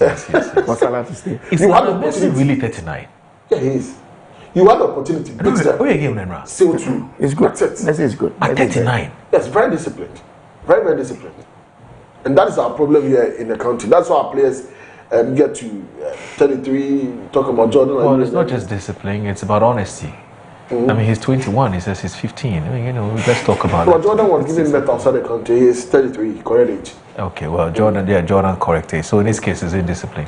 Yeah. Okay. But the age cheating is also a major factor. I don't know about that. I don't know. Really? Yeah, no, but age cheating? I don't know about that. Hey, this man. Apparently 10 years. And then he plays for that 12, Anyway, so the quarterfinal games are starting this weekend, Saturday. Yes. Okay. All right. So before you go, what is the latest with Carlos? Are we signing Carlos, are we giving him a contract or not? Yesterday, everything you said was speculative. You have heard. What's new? What's the latest on Carlos? Okay, so I am sure he's Carlos, not my favorite coach. I mean, I've said it publicly. I'm sure Carlos is staying. Carlos will coach the Black Stars. I'm sure he's staying. I'm sure he may be staying. Wow. Just read this. Which one is that? Just read and watch the person who sent it, and you believe Carlos is staying. I don't think... No, don't read that. But it's a very significant person. Okay. Very, very, very significant, very important person. I sent that, what you're about to read. But look at his response. Okay. He summarized that. You said, I don't think Coach Carlos' message is a goodbye. It is only stressing on the fact that we managed to do something which was okay at the World Cup, and we need to build a stronger team for the future. This is my view. And what did the person say? Says yes. Okay. That's okay. I think it's a done deal. Well, but that would depend. Why are you guys talking in parables? Me and Honorable have been left out of this conversation. Why are we sitting here? Closer so that we can go. Earlier, obviously, we talked about confidentiality. Yeah, that's it. We talked about but if you're going to gain in confidential, why do you keep us here? Why let us go so you can These are international cables. Exactly. We don't be talking about international cables are all over. This is a very significant person. Wow. It looks like it's a done deal. So you answer yourself. He's staying, yeah? It's a done deal. Unless our sports minister disagrees, because at the end, it's the government that's going to pay. Sure. But otherwise, I think they're thinking. The government, technically and openly, is said to have no say in these matters. Oh, is he? So they have about 90% say. That's on paper. Yes, no, they have about 90% say. Because they pay the coach. Whether I like it or not, football is also politics. Government pays the coach. But so what decisions do they make? All the time. And it's not about this guy, it's about everybody. All the time. The DFA always has his way. No, the DFA would have to always table a coach to the government. Yeah. And the government will have to make a decision whether they agree with the coach or not. Because they are the paymasters. That is always what has happened. Should Carlos be given the job? Or you think we should take a time? Well, look, I have always said that a national team has to be truly a national team. A national team in all its respects. Right. And having a Ghanaian as a coach should be one of our most important priorities. Yeah. And in fact, many Ghanaian coaches have done very, very well with our teams. I mean, excellent coaches. Yeah. You know. And I don't see why we should not have a Ghanaian coach. There's no good reason why we should not have a Ghanaian coach. The other African countries, how many of them came to this tournament with foreign coaches? Yes, we are 10 African countries that went to the World Cup. I think almost all of them came with. No. Majority came with a native coach. Really? Majority, Majority of them. Majority. It was only Ghana and me, perhaps. Majority of us. Yeah, majority of them came with their native coaches. You know, so I don't know. Anyway, Colin, should we keep him? Native is a bad word. Oh, okay. Indigenous coach. Indigenous coaches. Yeah, that's okay. That's okay. That's okay. Native is a throwback to Yes. Native. I agree with you. Colin, should we keep the guy? Should we keep Carlos? For me, the quality of the players we have now is my problem. It is the responsibility of the coach to scout for players. Yes, we still have a lot of players. We have to train them. Yes. You understand? We have a lot of players out and there. one of the difficulties I have with always bringing in foreign coaches is that the scope for identifying and recruiting players is limited. Yeah. They are looking at European League. So you need to go to the Bantama Park. You see, you need to go to the Kotowabi Park and so on. Plenty. That is where the talent is. You can't always be looking at European My problem is that if you could see some progression. This Michaelisian squad, watch all the old 17, then they move to 20, 23. Yes, they played together for a long time. Of them. So by the time they but get all of them were local stars. That's what I mean. International stars. Now you don't even have to be a local star. Consistency. But you see, where the problem is from where Uncle is coming from, is that if we have to juxtapose the performance of the local players vis-a-vis our foreign players, there will not be any local player who will have a chance in the Black Stars. Why? Yes, that's it. The problem is that we don't develop our local game so well. When they go outside there so early, they are able to get the fundamentals very well, and they are always better. So there was an argument. There was an argument about Salim Adams being part of the Black Stars, and I argue that if Salim Adams is supposed to be part of our Black Stars because of his unique free kick styles, which always results in goals and all that, tell me one midfielder who should be dropped. And that was difficult for everybody who are engaged. Because Salim Adams... drop Sibo. My brother. Salim Adams is not going to directly start with the Black Stars. He's always going to be on the bench. What it means is that the midfielders are better than him. Okay. My brother, our best players for all times were local talents. What's it now, the local talents we have? Our best players, and I can list them. Tornado, Michael Essien, Frank Udo, Sule Muntari, and so on. They were local stars. So those were the times that we are now getting used to the world market. To the foreign market, they are not getting used to. But now, we are exposed. At under 17 coach football, they are transferring players to the Indonesian academies and all that. Somebody is identifying them at that level and seeing that they have a potential to play in the European League. Yes. Why are we not identifying them at that age and at that time and seeing their potential for national team? Because we can't maintain it. Our MNC Group, Global, your number one partner in minerals and food commodities trading, real estate development, general logistics, procurement, management consultants, investment advisory, import and export. They have headquarters everywhere. East Legon, they have offices in China, Dubai, Johannesburg in South Africa, USA, Arizona, Germany, and so on. Trust us to maximize your value in every deal. So reach us on MNC Group at mncgroup.com or call 0302 998 0302 998 or 0265505 MNC Group, totally reliant. Eben. Eben is with the original TV and original radio, but occasionally does sports for Metro TV as well. We are all under the umbrella, the Ignite Media Group. Thanks for watching Good Morning Ghana on Metro Television. My name is Audu Moro. Big thanks to Mr. Kwesi Pratt Jr., former managing editor of the Insight newspaper, and also Collins Adoma Komensa, his MP for Ifija Kwabre North and a deputy energy minister. Assalamu alaikum wa rahmatullahi ta'ala wa barakatuh. Have a good day. Bye-bye. Not this time, and Argentina could be away. Lautaro Martinez, red shirts, racing back as fast as they can. Oh my word, I've seen it all now. Enzo Fernandez for Argentina. Bedlam in Atlanta. In added time.